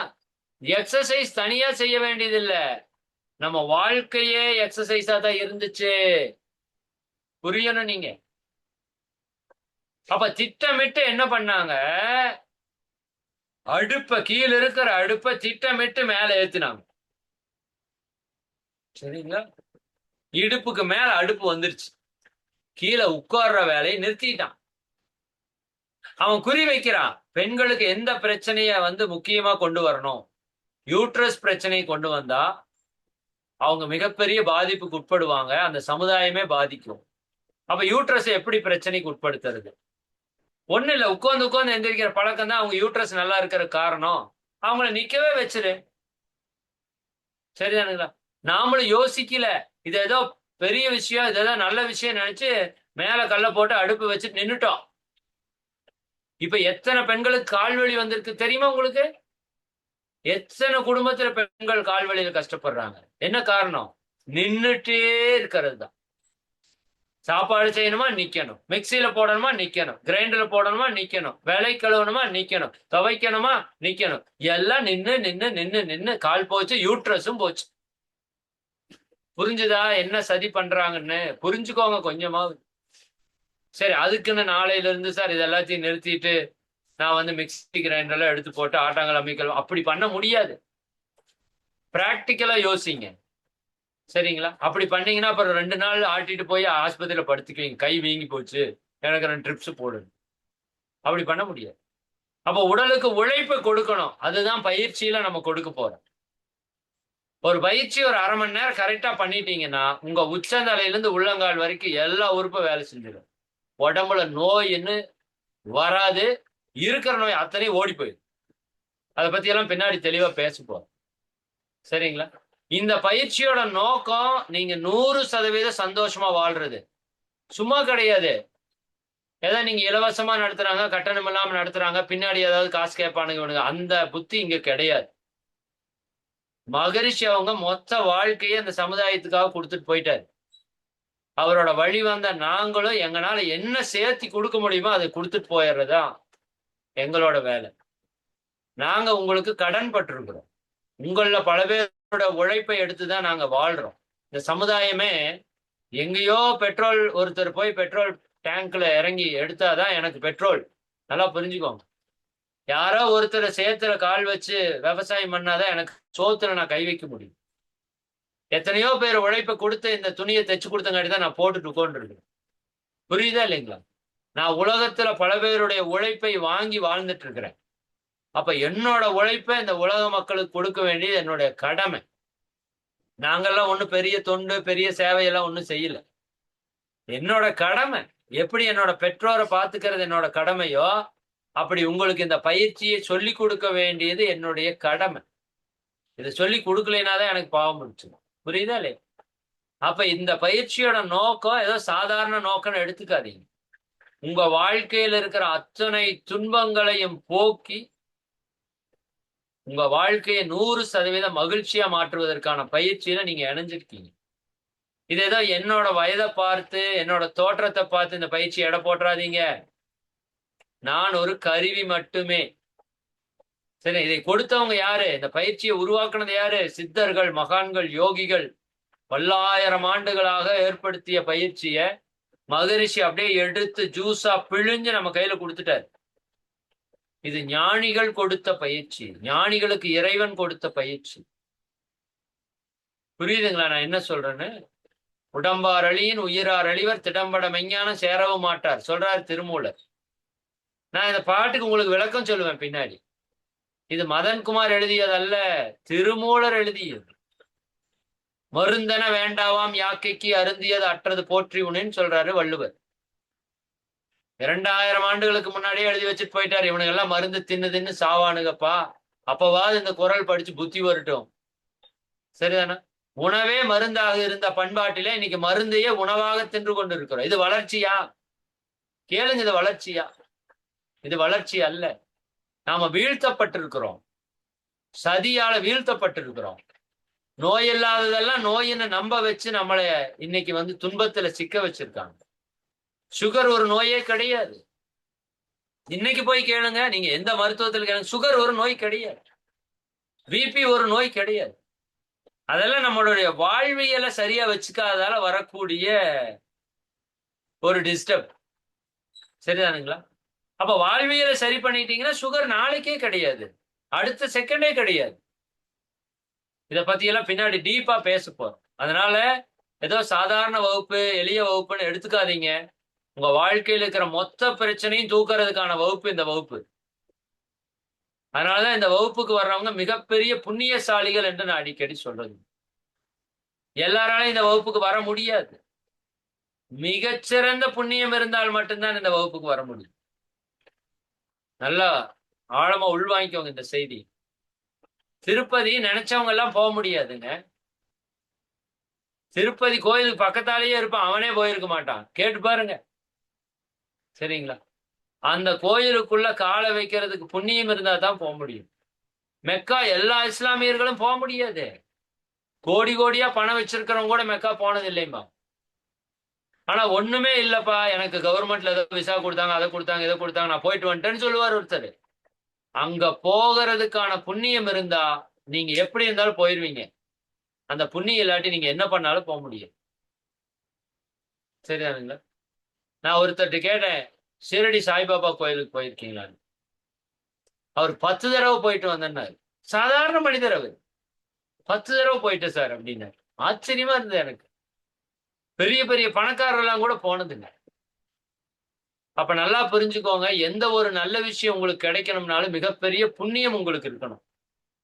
இன்னைக்கு உங்களுக்கு கிடைச்சிருக்கிற இந்த ஆனந்த யோக பயிற்சி என்பது இந்த உலகத்திலே மிகப்பெரிய புண்ணியம் செய்திருந்தா மட்டும்தான் கிடைக்கும். கிருபானந்த வாரியார் தான் சொல்லுவாரு, இந்த ஓம் சரவண பவ என்ற ஒரு மந்திரத்தை நீங்க வாயில சொல்லணும்னா 1000 கோடி ஜென்மங்கள் நீங்க புண்ணியம் செஞ்சிருக்கணும்னு சொல்லுவார். நான் அதுக்கும் மேல சொல்றேன். இந்த பயிற்சியில நீங்கள் கலந்து முழுமையாக இந்த பயிற்சியை நீங்க பெறணும்னா உங்களுக்கு பல்லாயிரம் கோடி புண்ணியம் இருந்தாமல் இது முடியாது. அவ்வளவு பெரிய புண்ணியசாலிகள் நீங்கள். சரிங்களா?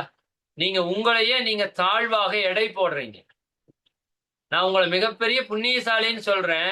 உங்க மனசுக்குள்ள சொல்றீங்க, நானா சார் புண்ணியசாலி? எனக்கு எத்தனை பிரச்சனை இருக்கு தெரியுமா? என் வாழ்க்கை எவ்வளவு கஷ்டம் தெரியுமா? அப்படி சொல்றீங்கல்ல, தப்பு. சரிதானுங்களா? உங்க வாழ்க்கையில அந்த கஷ்டத்தை இறைவன் கொடுத்ததே நீங்க இந்த பயிற்சியை அட்டன் பண்றதுக்கு தான். நல்லா புரிஞ்சுக்கோங்க. இறைவன் சில இடத்துல கொடுத்து காப்பான், சில இடத்துல தடுத்து காப்பான், சில இடத்துல எடுத்து காப்பான். நல்லா புரிஞ்சுக்கோங்க. சரிங்களா? எல்லாம் இறை செயல். அவனுக்கு சகலமும் தெரியும். சரிங்களா? அதாவது எப்படி சின்ன மீனை போட்டு பெரிய மீனை பிடிக்கிறீங்களோ அது போல இறைவன் உங்களுக்கு ஒரு பிரச்சனையை கொடுத்து உங்களுக்கு ஒரு பெரிய வழிகாட்டுதல கொடுத்துருவான். சாதாரணமா நினைக்காதீங்க அவனை. அவன் சர்வ வல்லமை கொண்டவன். சரிங்களா? அப்போ இறைவன் உங்களுக்கு ஒரு பிரச்சனையை கொடுத்ததுக்கான காரணமே நீங்க இப்படி ஒரு தீர்வுக்குள்ள வரணுங்கிறதுக்கு தான். நீங்க ஒரு பிரச்சனைக்காகத்தான் இங்க வந்திருப்பீங்க. நான் வந்தது மூக்கு சளிங்கிற ஒரே பிரச்சனை, ஈசினோபோலியோ கம்ப்ளைண்ட்டுக்காக. ஆனா என் வாழ்க்கையில் இருக்கிற அத்தனை பிரச்சனைக்கும் தீர்வை மகரிஷி கொடுத்துட்டாங்க. இப்ப புரியுதா என்ன நடக்குதுன்னு? சரிங்களா? அதனாலதான் ஞானிகள் சொல்லுவாங்க, இடுக்கண் வருங்கால் நகுக, துன்பம் வர்றப்ப சிரிங்க. ஏன்னா அந்த துன்பம் தான் உங்களை அடுத்த நிலைக்கு எடுத்துட்டு போகும். யோசிச்சு பாருங்க. சரிங்களா? இன்பம் உங்களை அடுத்த நிலைக்கு எடுத்துட்டு போகாது, துன்பம் தான் உங்களை அடுத்த நிலைக்கு எடுத்துட்டு போகும். சரி, அந்த விதத்துல நீங்கள் மிகப்பெரிய புண்ணியசாலிகள் என்று நான் சொல்றேன், எழுதி வச்சுக்கோங்க. இன்னையில இருந்து உங்க வாழ்க்கையில சுக்கிர திசை தான். ஏன்னா குரு பார்வை கோடி புண்ணியம். இன்னைக்கு உங்க மேல குரு பார்வை பற்றுச்சு. சரிங்களா? இன்றுல இருந்து உங்க வாழ்க்கையில நீங்க உயர்ந்து கொண்டே செல்வீங்க. நான் சும்மா முகஸ்துதிக்காக பேச்சுக்காக பேசுற நபர் கிடையாது. எது உண்மையோ எது சத்தியமோ அதை மட்டும்தான் உங்ககிட்ட பகிர்ந்துக்கணும். சரிங்களா? சும்மா ஆச்சா பூச்சா அப்படி இப்படி அந்த வேலையெல்லாம் இங்க ஒண்ணுமே கிடையாது. உங்களுக்குள் இருக்கிறார் கடவுள். சர்வ வல்லமை உங்கள்கிட்ட இருக்குது. விவேகானந்தர் சொல்றார், all powers is within you. உனக்குள் இருக்கிறது அத்தனை ஆற்றலும் இருக்கிறது. சரிங்களா? நீங்க எங்கேயும் போக வேண்டாம். புத்தரோட கடைசி மொழி என்ன தெரியுமா? அப்போ திப்போ பவ என்பதுதான் புத்தருடைய கடைசி வார்த்தை. உனக்கு நீயே போதுமானவன். உனக்குள்ளேயே சர்வ வல்லமை இருக்கிறது. நீ எங்கேயும் போய் யார்கிட்டையும் பிச்சை எடுக்க வேண்டிய அவசியம் இல்லை. நீங்கெல்லாம் கடவுளின் குழந்தைகள், அழியாத பேரின்பத்தின் பங்குதாரர்கள். விவேகானந்தர் சொல்றாரு, நீங்கெல்லாம் கடவுளோட குழந்தைகள்பா. அப்புறம் ஏன் கஷ்டப்படுறேன்னு கேக்குறீங்க இல்லையா? அதுக்கான விடைதான் அந்த யோக பயிற்சி. சரிங்களா?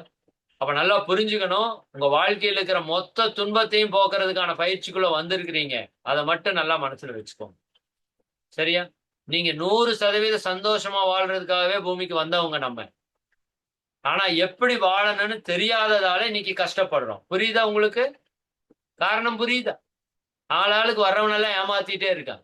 உடல் உழைப்புல இருந்து நம்மளை வெளியேற்றினா உழைப்பெல்லாம் போச்சு. சரிதானுங்களா? இன்னைக்கு நெசவு பண்றது யாரும் பெருசா இல்ல, உழவு பண்றது யாரும் பெருசா இல்ல. உடல் உழைப்பு எல்லாத்தையும் எடுத்துட்டான், திருடிட்டான். நடந்து போறது இல்ல, சைக்கிள் போனா அதாவது பரவாயில்ல. இப்ப வண்டி வந்துருச்சு, காலையாவது உதச்சு ஸ்டார்ட் பண்ணா அதுக்கு இன்னைக்கு கிக்கர் போட்டுட்டு செல்ஃப் ஸ்டார்ட் வந்துருச்சு. சரியா? சேர் திரும்புற மாதிரி சேர் வச்சுட்டீங்க. படியிலையாவது ஏறி போன லிப்ட் வச்சுட்டீங்க. சரிதானே? நம்ம டாக்டர் சொக்கலிங்கம் ஐயா தான் சொல்லுவார், ஹார்ட் ஸ்பெஷலிஸ்ட். அவரோட ஹாஸ்பிட்டல் 10வது மாடியில் இருக்குமாமா. லிப்டில் ஒரு பாய் இருப்பாராமா. வந்தனையும் அவர்கிட்ட கேட்பாராமா டாக்டர் கிட்ட, சார் இதுல லிப்ட்ல வாங்க சார், சீக்கிரம் மேல போயிடலாம் அப்படின்னு சொல்லுவார். அவர் சொல்லுவாராமா, நான் சீக்கிரம் மேல போக கூடாதுன்னாப்பா படியில போறேன் அப்படின்னு சொல்லி 10 மாடி அந்த டாக்டர் படியில ஏறி போவார். அப்ப அந்த அறிவு நம்மளுக்கு எங்க போச்சு? சரிங்களா? லிப்ட் எதுக்கு வச்சிருக்கான்? உங்க நல்லதுக்கு வைக்கல, உங்க ஆரோக்கியத்தை திருடுறதுக்கு வச்சிருக்க. புரியுதா நான் என்ன சொல்றேன்னு? உணவு பழக்க வழக்கத்துல இருந்து நம்மளை மாற்றிட்டாங்க. நம்ம அற்புதமான உணவு பண்பாடு கலாச்சாரத்துல நம்ம உலகத்திலே மிகச்சிறந்த காலை உணவு பழைய சோறும் இட்லியும் சட்னி சாம்பார். தெரியுமா உங்களுக்கு? உலகத்தின் ஆகச்சிறந்த காலை உணவு. இன்னைக்கு துபாயில 2000 ரூபாய் போட்டு வச்சிருக்கானாமா பழைய சோறு, 5 ஸ்டார் ஹோட்டல். நாம் அதையும் கண்டுக்கிறதே கிடையாது. புரியுதா? அப்ப உணவுல இருந்து கலாச்சாரத்துல நம்மளை மாற்றிட்டான். சரிதானா? கண்ட உணவை எல்லாம் சாப்பிட வச்சுட்டான். தூக்கத்திலிருந்து நம்மளை வெளியெடுத்துட்டான். நைட் ஆனா TV, serial, cellphone, reels, shorts இரவுல நம்ம தூங்குறதையே கெடுத்துட்டான். தூக்கத்தை கெடுத்து, உழைப்பை கெடுத்து, உணவை கெடுத்து, இன்னும் பாலுறவு என்று சொல்லக்கூடிய வித்து சக்தியை பத்தின அவேர்னஸ் இல்லாம அதை பத்தி கண்டதெல்லாம் போட்டு சினிமா, மீடியா, அது இதுன்னு போட்டு மக்களோட மனச போட்டு பிழிஞ்சு என்ன சொல்ற? சரிங்களா? இப்படி இருந்தா வாழ்க்கை எப்படிங்க சந்தோஷமா இருக்கும்?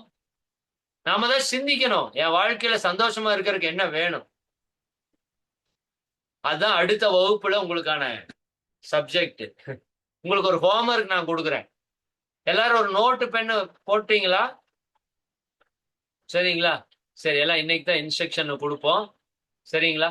எல்லாரும் ஒரு பெரிய நோட்டு, ஒரு பேனா எடுத்துட்டு வந்துடணும். பெரிய நோட்டு இல்லாட்டி டைரி ஏதாவது ஒன்று எடுத்துட்டு வரணும். சரியாங்க? இன்னையிலிருந்து டேட் போட்டு இந்த வீடியோவை இன்னொரு தடவை இந்த குரூப்ல ஷேர் பண்ணுவோம். ஏன்னா இன்னைக்கு ஒரு சிலருக்கு இது எப்படி ஜாயின் பண்றதுன்னு தெரியாம கொஞ்சம் பேர் ஜாயின் பண்ணாம கூட இருப்பாங்க. சரிங்களா? அதை பத்தி டோன்ட் வரி. இன்னைக்கு தான் ஃபர்ஸ்ட் டே நம்ம இன்ட்ரடக்ஷன் தான் கொடுக்குறோம். அதனால நீங்க இந்த வகுப்புல நேரடியாக அட்டன் பண்ணலினாலும் அதை பத்தி கவலைப்பட வேண்டாம். இந்த வீடியோவை தெளிவா பார்த்தீங்கன்னா போதும். இதுலயே உங்களுக்கு ஓரளவுக்கு நல்ல புரிதல் வந்துடும். சரிங்களா? அதுக்கப்புறம் உங்களுக்கு முறையான வகுப்பு இன்னைக்கு 21 தேதி. சரிங்களா? 23ஆம் தேதி செவ்வாய்க்கிழமை காலை 5:30 7 மணி வரைக்கும் ஒரு பேட்சும், 12 மணியிலிருந்து 1:30 வரைக்கும் ஒரு பேட்சும் நடக்கும். சரிங்களா? இந்த வகுப்பு எப்பவுமே செவ்வாய், வியாழன், சனிக்கிழமைகளில் நடக்கும். நல்லா புரிஞ்சுக்கோங்க. செவ்வாய், வியாழன், சனிக்கிழமையில நடக்கும். 2 பேட்ச் நடக்கும். 2 பேட்ச்ல ஏதோ ஒரு பேட்ச்ல நீங்க கலந்துக்கிட்டா போதும். சரிங்களா? நான் ஏன் சொல்ல வரேன்னா, எல்லாரும் ஒரு ஒரு பெரிய நோட்டு, புதிய நோட்டு போட்டுக்கோங்க. இங்க சொல்ற விஷயத்துல முக்கியமான விஷயங்கள நீங்க குறிப்பு எழுதிட்டு வரணும். சின்ன சின்ன ஹோம்வொர்க் எல்லாம் குடுப்போம். அதை செஞ்சுட்டு வரணும். அப்பதான் உங்க வாழ்க்கையில மாற்றம் ஏற்படும். இப்ப நான் என்ன ஹோம்வொர்க் இன்னைக்கு குடுக்குறேன் அப்படின்னா உங்களுக்கு, நீங்க ஹேப்பியா வாழ்றதுக்கு என்ன வேணும் அப்படின்னு நீங்க எழுதிட்டு வாங்க. சரிங்களா? சந்தோஷமா வாழணும்னு வேணும் விருப்பம் இருக்கா இல்லையா? ஆமா இருக்கு. சரி என்ன வேணும்? தெரியாது. எல்லாருக்கும் தெரிஞ்ச ஒரே விஷயம் பணம் வேண்டும். பணம் மட்டும் வந்தா போதுமா? சொல்லுங்க நீங்களே. இப்ப எத்தனையோ பேர் கோடி கோடியா பணம் வச்சிருக்காங்க. எல்லாரும் சந்தோஷமா இருக்காங்களா? இல்ல. அப்ப நீங்க சந்தோஷமா இருக்கறதுக்கு முதல்ல என்ன வேணும்னு முதல்ல தெரியணும். புரியுதா உங்களுக்கு? அப்பதான் அதை அடைஞ்சு நீங்க சந்தோஷமா இருக்க முடியும். சும்மா நானும் ரவுடிதான், நானும் ஜெயிலுக்கு போறேன், நானும் ஜெயிலுக்கு போறேன். நான் சந்தோஷமா இருக்கணும், நான் சந்தோஷமா இருக்கணும். என்ன பண்ணணும்னு தெரியாது. எல்லாரும் மனஞ்ச மாரி இருக்காங்க, நானும் மனஞ்ச மாரி இருக்கேன். எல்லாரும் கல்யாணம் பண்றா, நானும் கல்யாணம் பண்றேன். எல்லாரும் குழந்தை பெத்துக்கிறேன், நானும் குழந்தை பெத்துக்கிறேன். சரிதானே? சந்தோஷமா இருக்கீங்களா? கிடையாதே. சரி, இப்ப நான் என்ன கேட்கிறேன்னா, நீங்க சந்தோஷமா இருக்கறதுக்கு என்ன வேணுங்கிறத எழுதிட்டு வாங்க. ஒரு 10 பாயிண்ட் எழுதிட்டு வாங்க. பொருள் வேணும். கண்டிப்பா பொருள் வேணும். அத ஒரு பாயிண்ட் எழுதிக்கோங்க. பணம் வேணும். நிச்சயமா வேணும். வேற என்னவெல்லாம் வேணும்னு எழுதிட்டு வாங்க. சிந்திங்க. 2 நாள் உங்களுக்கு கேப். யோசிச்சு, சிந்திச்சு, பொறுமையா எழுதிட்டு வாங்க. சரிங்களா? சும்மா பாயிண்ட் பாயிண்டா சின்ன சின்னதா ஒரு 10 பாயிண்ட் சின்னதா எழுதுங்க. நீங்க யோசிங்க. ஏன் இதுவே எனக்கு தெரியல. சந்தோஷமா இருக்கிறதுக்கு என்ன வேணும்னே தெரியாது. சரி, அப்புறம் எப்படி சந்தோஷமா இருக்கிறது? தெரிஞ்சுக்கோங்க. அதுக்கப்புறம் அதை அடையறதுக்கு என்ன வழின்னு நான் சொல்றேன். அடுத்த வகுப்புல அத பத்தி தெளிவா பேசுவோம். சரியா? இப்ப நான் ஒண்ணே ஒண்ணு சொல்றேன். நீங்க சந்தோஷமா இருக்கிறதுக்கு என்ன வேணும்னு. அத நீங்க நல்லா புரிஞ்சுக்கோங்க. சரிங்களா? ஓகே. ஞானிகள் என்ன சொல்றாங்கன்னா, நீங்க சந்தோஷமா இருக்கிறதுக்கு அறிவு வேண்டும் என்று சொல்றாங்க. என்ன வேணும்? அறிவு வேண்டும். என்னப்பா இப்படி சொல்ற? ஆமா. இப்போ நீங்க உள்ள ஒரு 1000 பேர் இருக்கீங்கன்னு வச்சுக்கோங்க. உங்க 1000 பேரையும் புடிச்சு ஒரு பெரிய கிணறு அல்லது ஒரு பெரிய ஸ்விம்மிங் பூல் 10 அடி ஹைட் இருக்குது. அதுல புடிச்சு உங்க 1000 பேரையும் தள்ளி விட்டாங்க. எவ்வளவு பேர் சந்தோஷமா இருப்பாங்க? நல்லா புரிஞ்சுக்கோங்க. எவ்வளோ பேருக்கு நீச்சல் பத்தின அறிவு இருக்குதோ அவங்க எல்லாம் ஜாலியா இருப்பாங்க. அது இப்ப அடிக்கிற வெயிலுக்கு அப்படியே தண்ணியில குதிச்சா அப்படியே ஜாலியா நீந்திட்டு இருப்பாங்க இல்லையா? நீச்சல் தெரிஞ்சவங்க. நீச்சல் பற்றி அறிவில்லாதவங்க என்ன பண்ணுவாங்க? ஐயோ அம்மா காப்பாத்துங்க, எப்படியாவது காப்பாத்துங்க, தயவு செஞ்சு காப்பாத்துங்கன்னு கத்துவாங்க, கதறுவாங்க. நல்லா புரிஞ்சுக்கோங்க. அந்த கிணறுங்கிறது ஒண்ணுதான். ஆனா நீச்சல் தெரிஞ்சவங்களுக்கெல்லாம் அது சந்தோஷத்தை கொடுக்குது. நீச்சல் பற்றிய அறிவில்லாதவங்களுக்கு துக்கத்தை கொடுக்குது. நல்லா புரிஞ்சுக்கணும். இது மிக முக்கியமான ஒரு ஃபார்முலா. சரிங்களா? அப்போ கிணறு சந்தோஷத்தை கொடுக்கறதுக்கும் தயாரா இருக்கு, துக்கத்தை கொடுக்கறதுக்கும் தயாரா இருக்கு. நீங்க நீச்சல் பற்றிய அறிவோட கிணத்துல குதிச்சீங்கன்னா சந்தோஷம். நீச்சல் பற்றிய அறிவு இல்லாம கிணத்துல குதிச்சா கஷ்டம். புரிஞ்சுதா நான் சொல்றது? சரிங்களா? அப்ப சந்தோஷமோ கஷ்டமோ கிணறு தீர்மானிக்கிறது இல்ல. நான் தான் தீர்மானிக்கிறேன். என்னோட அறிவு தான் தீர்மானிக்கும். இன்னொரு உதாரணம் சிம்பிளா சொல்றேன். நல்லா புரிஞ்சுக்கோங்க. சரிங்களா? இப்போ வீட்ல பெண்கள் சாம்பார் வைக்கிறீங்க. சரிங்களா? சாம்பார் நல்லா இருக்கு. சூப்பரா இருக்கு. உங்க வீட்ல ஆண்கள சாம்பார் வைக்க சொல்லுங்க. ஒரு சில ஆண்கள் நல்லா வைப்பாங்க. பட் பெரும்பாலான ஆண்கள் நல்லா வைக்க மாட்டாங்க. சரிங்களா? ஏன் பெண்கள் வச்சா சாம்பார் நல்லா இருக்கு, ஆண்கள் வச்சா சாம்பார் நல்லா இல்ல அப்படின்னா, பெண்களுக்கு சாம்பார் வைக்கிற அறிவு இருக்கிறது. சாம்பார்னா அதுக்கு என்ன போடணும், எவ்வளவு போடணும், எவ்வளவு என்ன பக்குவத்துல போடணும், எந்த நேரத்துல போடணும்னு தெரியும் உங்களுக்கு. ஆனா அதே பொருளைத்தான் போட்டு நாங்களும் சாம்பார் வைக்கிறோம். எங்களுக்கு சாம்பார் வைக்கிற அறிவு இல்ல. அதனால கண்டதெல்லாம் போட்டு கண்டபடிக்கு வைக்கிறோம். அது திங்கிறதுக்கு முடியாம வந்துருது. நல்லா புரிஞ்சுக்கோங்க. சாம்பார் இன்பத்தை கொடுக்கவும் தயாரா இருக்கிறது, துன்பத்தை கொடுக்கவும் தயாரா இருக்குது. அது கேட்கிற கேள்வி, என்னை வைக்கிறதுக்கு உனக்கு அறிவு இருக்கா? புரியுதா? அப்ப அறிவு இருந்தா சாம்பார் இன்பத்தை கொடுக்கும், அறிவு இருந்தா கிணறு இன்பத்தை கொடுக்கும். கரண்ட் வேலை பார்க்கிற அறிவு இருந்தா அந்த எலக்ட்ரீஷியன் ஒர்க் சந்தோஷத்தை கொடுக்கும். கரண்ட் வேலை பார்க்கிற அறிவு இல்லாட்டி எலக்ட்ரீஷியன் வேலைக்கு நீங்க போவீங்களா? சாக்கடிச்சிடாது. நான் சொல்றது புரியுதா? அப்ப நீங்க மகிழ்ச்சியா வாழ்றதுக்கு என்ன வேண்டும்? அறிவு வேண்டும். நல்லா புரிஞ்சுக்கோங்க. சரி, இப்ப இந்த 1000 பேர்ல ஒரு 100 பேருக்கு நீச்சல் தெரியும், 900 பேருக்கு தெரியாதுன்னு வச்சுக்கோங்க. இப்ப அந்த 900 பேரையும் கிணத்துல குதிச்சா சந்தோஷமா இருக்க வைக்க முடியுமா, முடியாதா? முடியும். என்ன பண்ணணும்? 900 பேரும் பக்கத்தால போய் ஸ்விம்மிங் பூல்ல ஒரு 2000 3000 கட்டி 1 மாசம் கைய காலை போட்டு அடிச்சு கத்துக்கிட்டீங்கன்னா நீங்க 900 பேரும் நாளைக்கு கிணத்துல குதிச்சா சந்தோஷமா இருக்கலாம். ஆனா நல்லா புரிந்து கொள்ளுங்கள் அன்பர்களே, இந்த நீச்சலை நீங்கள் கற்றுக்கொள்ளாமல், சார் எனக்கு 20 வயசு ஆயிடுச்சு, இப்ப கிணறு சந்தோஷம் கொடுக்குமா? கொடுக்காதுப்பா. சார் எனக்கு 50 வயசு ஆயிடுச்சு, இப்ப கொடுக்குமா? கொடுக்காது. 90 வயசு ஆயிடுச்சு, இப்ப கொடுக்குமா? கொடுக்காது. எத்தனை வயசு ஆயிடுச்சுன்னு முக்கியம் இல்ல, நீங்கள் கற்றுக்கொண்டீர்களா இல்லையா என்பதுதான் முக்கியம். புரியுதா உங்களுக்கு? சரிங்களா? அப்ப நீச்சலை நீங்கள் கற்றுக்கொண்டால் கிணற்றிலிருந்து வரக்கூடிய துன்பத்திலிருந்து விடுதலை ஆயிருவீங்க. வாழ்நாள் முழுக்க விடுதலை. ஒரு முறை கற்றுக்கொண்டு அறிவை பெற்றுவிட்டால் வாழ்நாள் முழுக்க நீங்கள் சந்தோஷமா இருக்கலாம். அப்ப இந்த சாம்பார் நல்லா வைக்கலையே, எனக்கு வைக்க தெரியாது. ஆக்சுவலா நான் வச்சா எப்படி இருக்கும்னா அது கஷ்டம்தான். சரிங்களா? இப்ப நான் எப்பவுமே வாழ்நாள் முழுக்க கஷ்டமா தான் சமைக்க முடியுமா? இல்ல. நான் போய் சாம்பார் வைக்கிறவங்ககிட்ட எப்படி வைக்கிறாங்க என்ன ஏதுன்னு கேட்டு கரெக்டா தெரிஞ்சு அதன்படி வச்சேன்னா ஒரு 4 நாளைக்கு கொஞ்சம் குழப்பம், 5வது நாள் சூப்பரா வந்துடும். கற்றுக்கொண்டால் அறிவு வரும், அறிவு வந்தால் துன்பம் வராது. நல்லா புரிஞ்சுக்கோங்க. இதை நான் சொல்லல, வள்ளுவர் சொல்றாரு, திருவள்ளுவர் சொல்றாரு. அறிவு அற்றம் காக்கும் கருவி. அப்துல் கலாம் ஐயாவுக்கு ரொம்ப பிடிச்ச திருக்குறள் அடிக்கடி சொல்லுவாங்க. அறிவு அற்றம் காக்கும் கருவி. ஏன் படி படி படி படி என்று சொல்லுகிறோம்? எதுக்காக? கல்விக்காக. Pre-KG, LKG, UKG, first standard to 12th standard 15 வருஷம் ஸ்கூலுக்கு அனுப்புறீங்க. அதுக்கப்புறம் பிஎஸ்சிங்கிறீங்க, யூஜிங்கிறீங்க, பிஜிங்கிறீங்க, எம்ஃபில்ங்கிறீங்க, அது படிக்கிற இந்த படிக்க. எதுக்கு இத்தனை படிப்பு? படிப்பு என்பது அறிவை பெருக்கிக் கொள்வதற்காக இருக்க வேண்டும். புரியுதா உங்களுக்கு?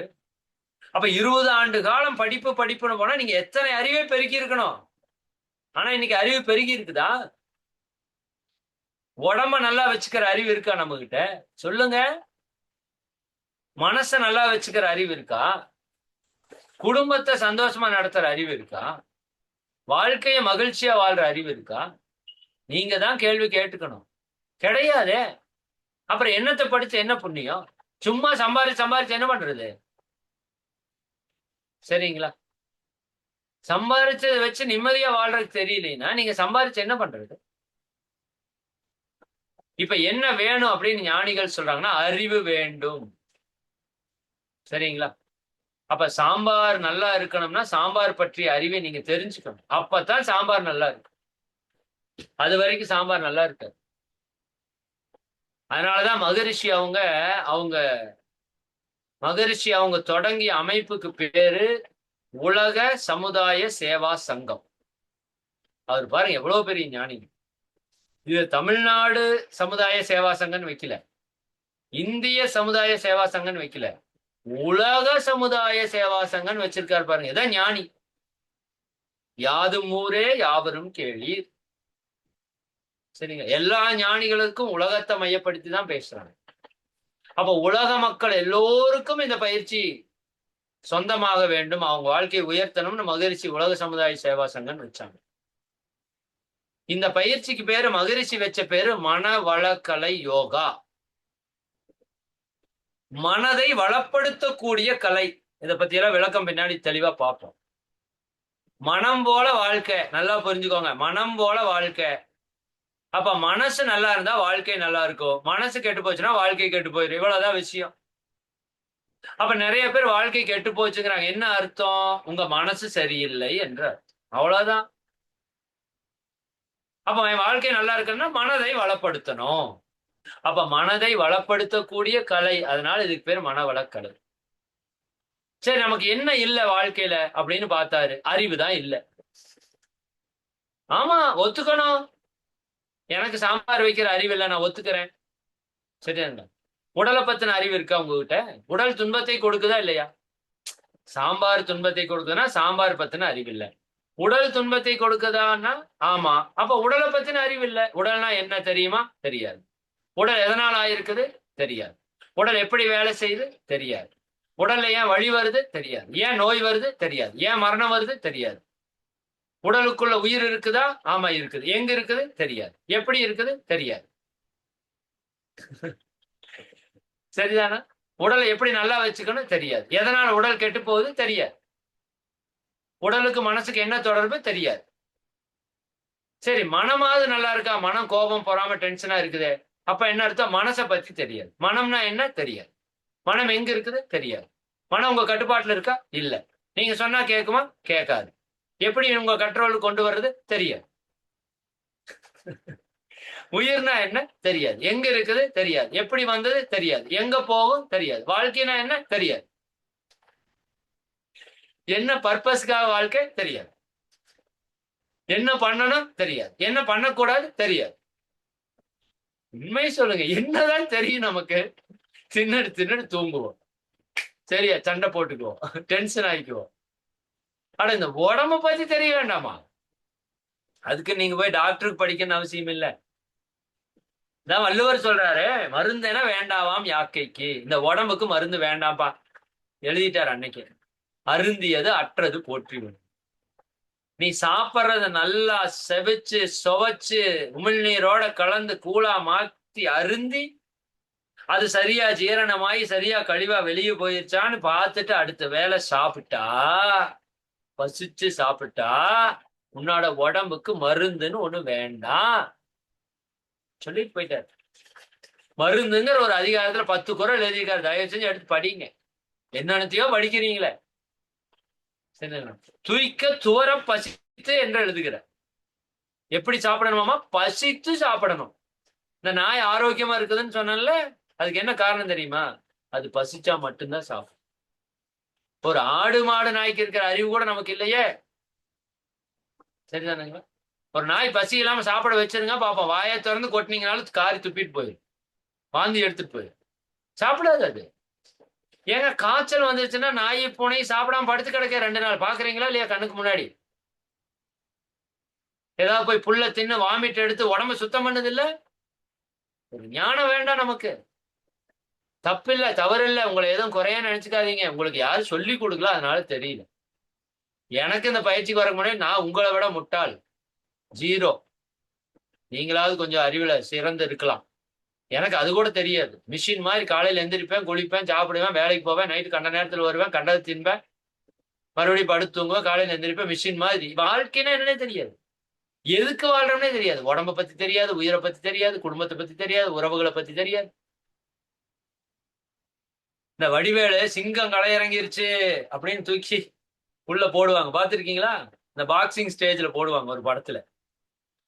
அப்புறம் உள்ள போனா அட்டி கும்மு கும்முன்னு ஒழுகு. வடிவேலு மூக்கு முகரையெல்லாம் ரத்தமா ஒழுகு. கடைசியா கப்பை புடுங்கிட்டு, கப்பு எனக்கு தான், நான் தான் அடி வாங்கினவன்ட்டு ஓடுவா. அந்த வடிவேல் வேற யாரும் இல்ல, நீங்களும் நானும் தான்.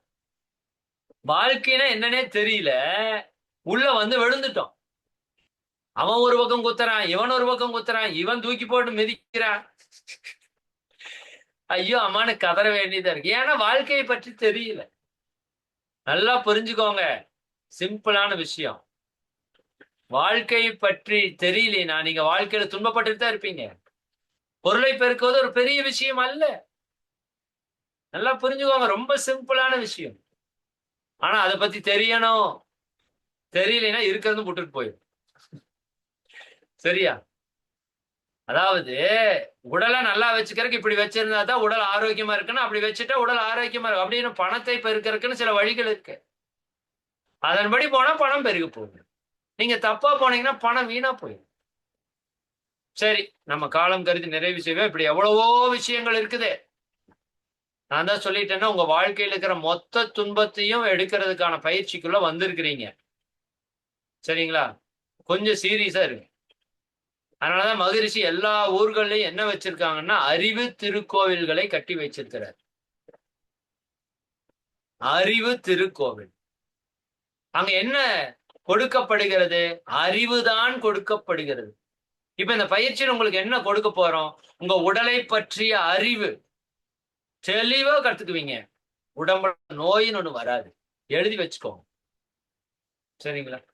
உங்க மனதை பற்றிய அறிவு, உங்க உயிரை பற்றிய அறிவு, நீங்கள் தான் ஆன்மா, ஆத்மாவை பற்றிய அறிவு, இறைவனை பற்றிய அறிவு, கடவுளை பற்றிய ஞானம், இந்த சமுதாயத்தை பற்றிய அறிவு, பிரபஞ்சத்தை பற்றிய அறிவு, உயிர்களை பற்றிய அறிவு. இதெல்லாம் வேணுமா வேண்டாமா? எப்படி வாழ்றது அப்புறம்? சரிங்க. வாழ்க்கையை பற்றிய அறிவு. இது ஒரு வாழ்க்கை கல்வி. இது என்ன கல்வி? வாழ்க்கை கல்வி. இப்ப நம்ம கத்துக்கொண்டு இருக்கிற ஸ்கூல்ல தொழில் கல்வியை கத்துக்கிட்டு இருக்கிறோம். எல்லாரும் தொழில் கல்வி எக்ஸலண்டா கத்துக் கொடுக்குறீங்க. குழந்தைகள் நல்லா கத்துக்கிறாங்க, வெளியே வர்றாங்க, டாக்டர் ஆகிறாங்க, இன்ஜினியர் ஆகிறாங்க, ஐஏஎஸ், ஐபிஎஸ், ஐடி கலக்கிறான். ஆனா எப்படி திங்கணும்னு தெரியாது. சிம்பிள். ஆமா, நீங்க கேட்டு பாருங்க உங்க வீட்டுல இருக்கிற பையன்கிட்ட அப்பளம் எதுல செஞ்சிருக்காங்கன்னு. அரிசி மாவுமா? உங்களையே எவ்வளவு பேருக்கு தெரிஞ்சதுன்னு தெரியல. அப்பளம் உளுந்து மாவுல செய்யறாங்க. குங்குமம் எதுல செய்யறாங்கன்னா ஏதாவது ஒண்ணு சிவப்பா இருக்கு அது செய்யலாமா? குங்குமம் மஞ்சள்ல செய்யறான்னு நிறைய பேருக்கு தெரியாது. புரியுதா? நீங்க திங்கிற பொருள் என்னத்துல செஞ்சிருக்கான்னு தெரியாது. இப்படி போயிட்டு இருக்குது வாழ்க்கை. இதுல வேற நான் ஆரோக்கியமா வாழணும், மகிழ்ச்சியா வாழணும், சந்தோஷமா வாழணும். சரி, கத்துக்குவோம். அதை பத்தி எல்லாமே கத்துக்கிறதுக்கு தான் அந்த வகுப்பு. பொறுமையா சொல்றத தெளிவா கத்துக்கிட்டே வாங்க. சரிங்களா? இங்க உங்க வாழ்க்கையில் இருக்கிற மொத்த துன்பமும் நீக்கப்படும். சரிங்களா? இங்க சொல்றத செஞ்சா நாங்க ஒண்ணு செய்ய போறது இல்ல, நீங்களே தான் செய்ய போறீங்க. சரிங்களா? உனக்கு நீயே போதுமானவன். யாருகிட்டையும் கையாந்தாதீங்க, கடவுள்கிட்ட கூட. ஏன்னா கடவுளே உங்களுக்கு அறிவு கொடுத்துட்டார், மொத்த அறிவையும் கொடுத்துட்டார். அந்த அறிவை கொண்டு நீங்க நல்லதை செஞ்சு நல்லதை பெற்றுக்கொள்ளுங்க. சரிதானுங்களா? அறிவை கொண்டு கெட்டதை செஞ்சா கெட்டதை தான் கொடுப்பார் கடவுள். சரிங்களா? நீங்க தம் அடிச்சுட்டு கடவுளே சாமியே என்னை எப்படியாச்சும் காப்பாத்திரு சாமி அப்படின்னு விட்டுருவாரா? அவரு வச்சு செய்வாரு. புரியுதா இல்லைங்களா? இதே நீங்க தம் அடிக்காம கடவுளையே கும்பிட வேண்டாங்க, நீங்க ஒழுக்கமா இருந்து பாருங்க, கடவுள் நோயை கொடுத்துருவாரா? நல்லா புரிஞ்சுக்கோங்க. சரிதானே? அப்ப இறைவன் நீங்க செய்யற செயலுக்கு விளைவை கொடுப்பார். நல்லது செஞ்சா நல்லது கொடுப்பார், கெட்டது செஞ்சா கெட்டது கொடுப்பார். 4 இட்லி சாப்பிட்டா இன்பம், 7 இட்லி சாப்பிட்டா துன்பம். அது எவனா இருந்தாலும் அப்படித்தான். சரிதானே? நீங்க 3 வேளை தொழுதுங்க, 3 வேளை பூஜை பண்ணுங்க, 3 வேளை பிரேயர் பண்ணுங்க, என்ன வேணா பண்ணுங்க, 7 இட்லி சாப்பிட்டா வயிறு வலி வரத்தான் செய்யும். எந்த கடவுள் காப்பாற்ற மாட்டாரு. புரியுதா? அப்ப கடவுள் என்ன பண்றாரு? நாம செய்யற செயலுக்கு விளைவை கொடுக்கிறார். நீங்க நல்லது செய்யுங்க, நல்லது வரும். விதைச்சவன் வினை அறுப்பான், தினை விதைச்சவன் தினை அறுப்பான். நல்லதை செஞ்சவன் நல்லதை அனுபவிப்பான், கெட்டதை செஞ்சவன் கெட்டதை அனுபவிப்பான். சரிங்களா? அப்ப நல்லதை செய்யணும், அப்பதான் நல்லதை அனுபவிக்க முடியும். இத்தனை நாள் செஞ்சதை விட்டுருங்க. பாஸ்ட் இஸ் பாஸ்ட், முடிஞ்சு போச்சு. சரியா? அது ஒண்ணும் பண்ண முடியாது. கதம் கதம் சொல்றாரு சூப்பர் ஸ்டார், அந்த மாதிரி முடிஞ்சது முடிஞ்சு போச்சு, ஒன்னும் பண்ண முடியாது. What next? இனி நான் எப்படி இருக்கணும்? இனி சிறப்பா இருக்கணும், இனி சூப்பரா இருக்கணும், இனி மகிழ்ச்சியா இருக்கணும், இனி ஆரோக்கியமா இருக்கணும். சரிங்களா? அதற்கான வழியில கால் வச்சிருக்கிறீங்க. நான் உங்கள்கிட்ட கேட்டுக்கிற வேண்டுகோள், முன்வைத்த காலை பின் வைக்க கூடாது. வள்ளுவர் சொல்றாருல்ல, எண்ணி துணிக கர்மம். எப்படி செய்யணுமாமா கர்மம் செயல்? எண்ணி துணிக. நல்லா 1க்கு 10 தடவை யோசிங்க. இன்னைக்கே யோசிங்க, இந்த பயிற்சிக்கு போலாமா வேண்டாமா. ஆனா போலான்னு முடிவு எடுத்ததுக்கு அப்புறம் பேக் வைக்க கூடாது காலை. துணிந்த பின் எண்ணுவம் என்பது இழுக்கு. உங்களை யாரும் கட்டாயப்படுத்தி இந்த யோகாவுக்கு வர சொல்லல. சரிங்களா? இறைவன் உங்களை அனுப்பிச்சிருக்கான். உங்க கர்ம வினைப்படி நீங்களோ உங்க முன்னோர்களோ செய்த புண்ணியத்தினுடைய வெளிப்பாடு இந்த பயிற்சி உங்களுக்கு பம்பர் பிரைஸா கிடைச்சிருக்கு. பிடிச்சுக்கோங்க, நல்லா பிடிச்சுக்கோங்க. சரிங்களா? இது எதுவுமே கட்டாயம் கிடையாது. பட் உள்ள வந்துட்டா என்னன்னு பார்த்துட்டு போகணும். அதுக்கப்புறம் செய்யாத உங்க விருப்பம். ஆனா முழுசா நின்று என்னன்னு கவனிக்கணும். இதுல எங்களுக்கு ஒரு பெரிய மைனஸ் என்னன்னா, நாங்க இதை ஃப்ரீயா கொடுக்கறதே எங்களுக்கு மைனஸா போச்சு. இதே ஒரு 10,000 50,000 ஃபீஸ வாங்கிட்டு இந்த பயிற்சி நடத்தி இருந்தா இன்னும் பர்ஃபெக்டா மக்கள் வர்றாங்க. நான் பாக்குறேன். நாம கொடுக்கிற பயிற்சியில 10% பயிற்சி கூட கிடையாது. 50,000 ஃபீஸ் சொல்றாங்க. சரிதானே? 30,000 ஃபீஸ் சொல்றாங்க. மக்கள் போய் குவியறாங்க அங்க. டைமுக்கு போறாங்க. புரியுதா நான் என்ன சொல்றேன்னு? இங்க இவ்வளவு பெரிய பயிற்சி கொடுக்கிறோம். ஆனா ஃப்ரீயா கொடுக்குறோம். அதனால இந்த பயிற்சிக்கு வேல்யூ இல்லாம இருக்குது.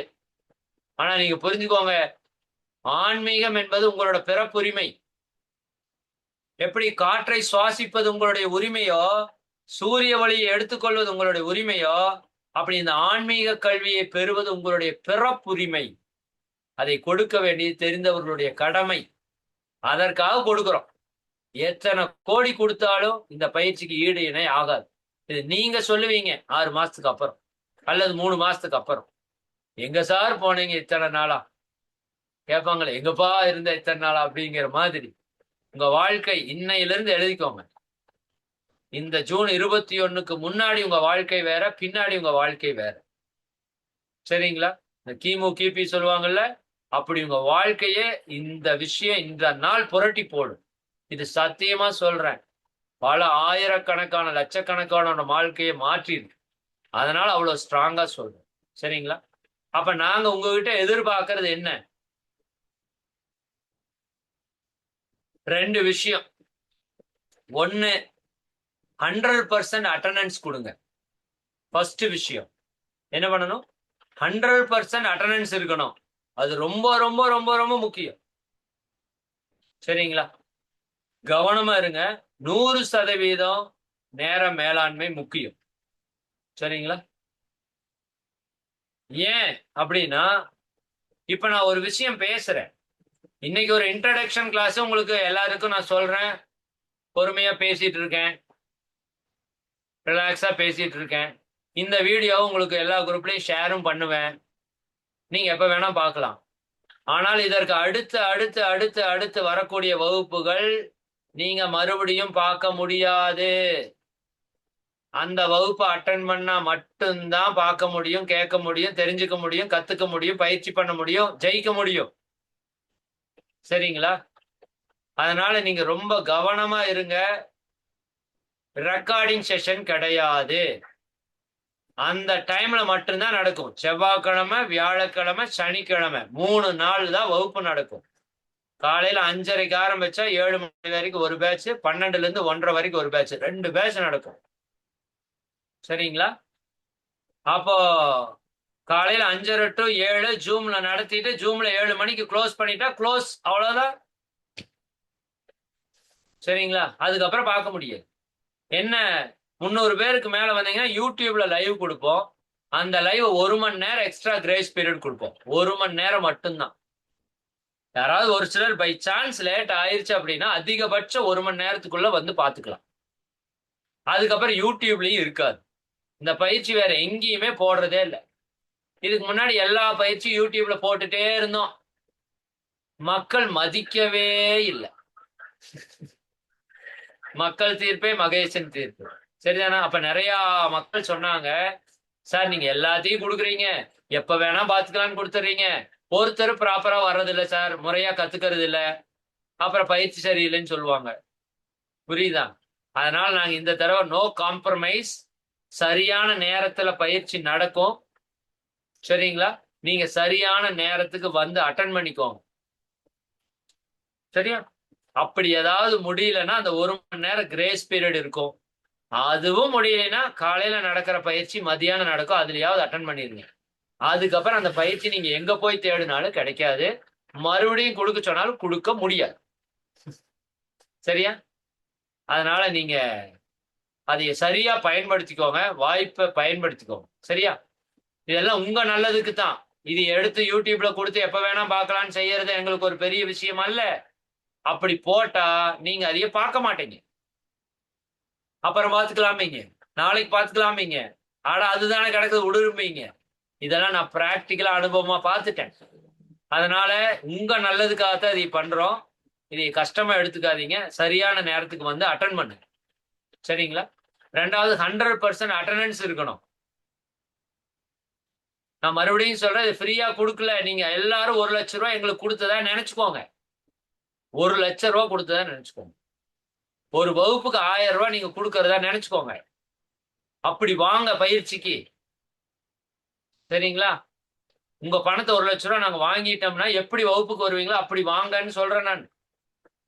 சரிங்களா? அப்ப ஒரு வகுப்பை கூட மிஸ் பண்ணாதீங்க. எங்க ஸ்கூலுக்கு போற குழந்தை கூட ஒரு வகுப்பு மிஸ் பண்ணாம அனுப்புறாங்க பேரண்ட்ஸ். சாதாரண தொழில் கல்வியை கத்து காசு சம்பாதிக்கிறதுக்கு.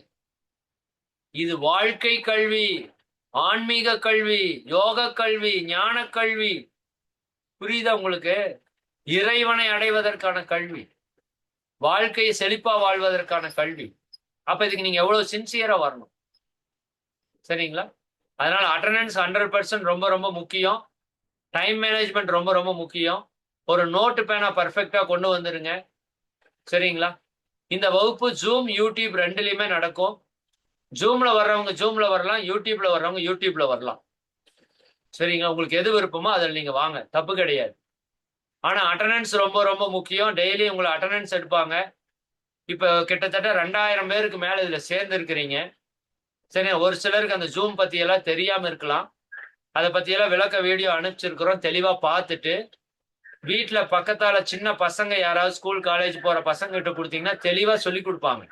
இந்த ஜூம் லிங்கை தொட்டு எப்படி ஜாயின் பண்றது, அல்லது யூடியூப் லிங்கை தொட்டு எப்படி ஜாயின் பண்றதுன்னு தெளிவா கொடுப்பாங்க. கரெக்டா பார்த்து தெரிஞ்சு வச்சுக்கோங்க. இது ஒரு பெரிய விஷயமே கிடையாது. நீங்க எல்லாருமே ஆண்ட்ராய்டு மொபைல் வச்சிருக்கிறோம். இது ஒரு சாதாரண விஷயம். வாட்ஸ்அப்ல மெசேஜ் அனுப்புறதை விட ஈஸி. ஆனா தெரிஞ்சுக்கோங்க.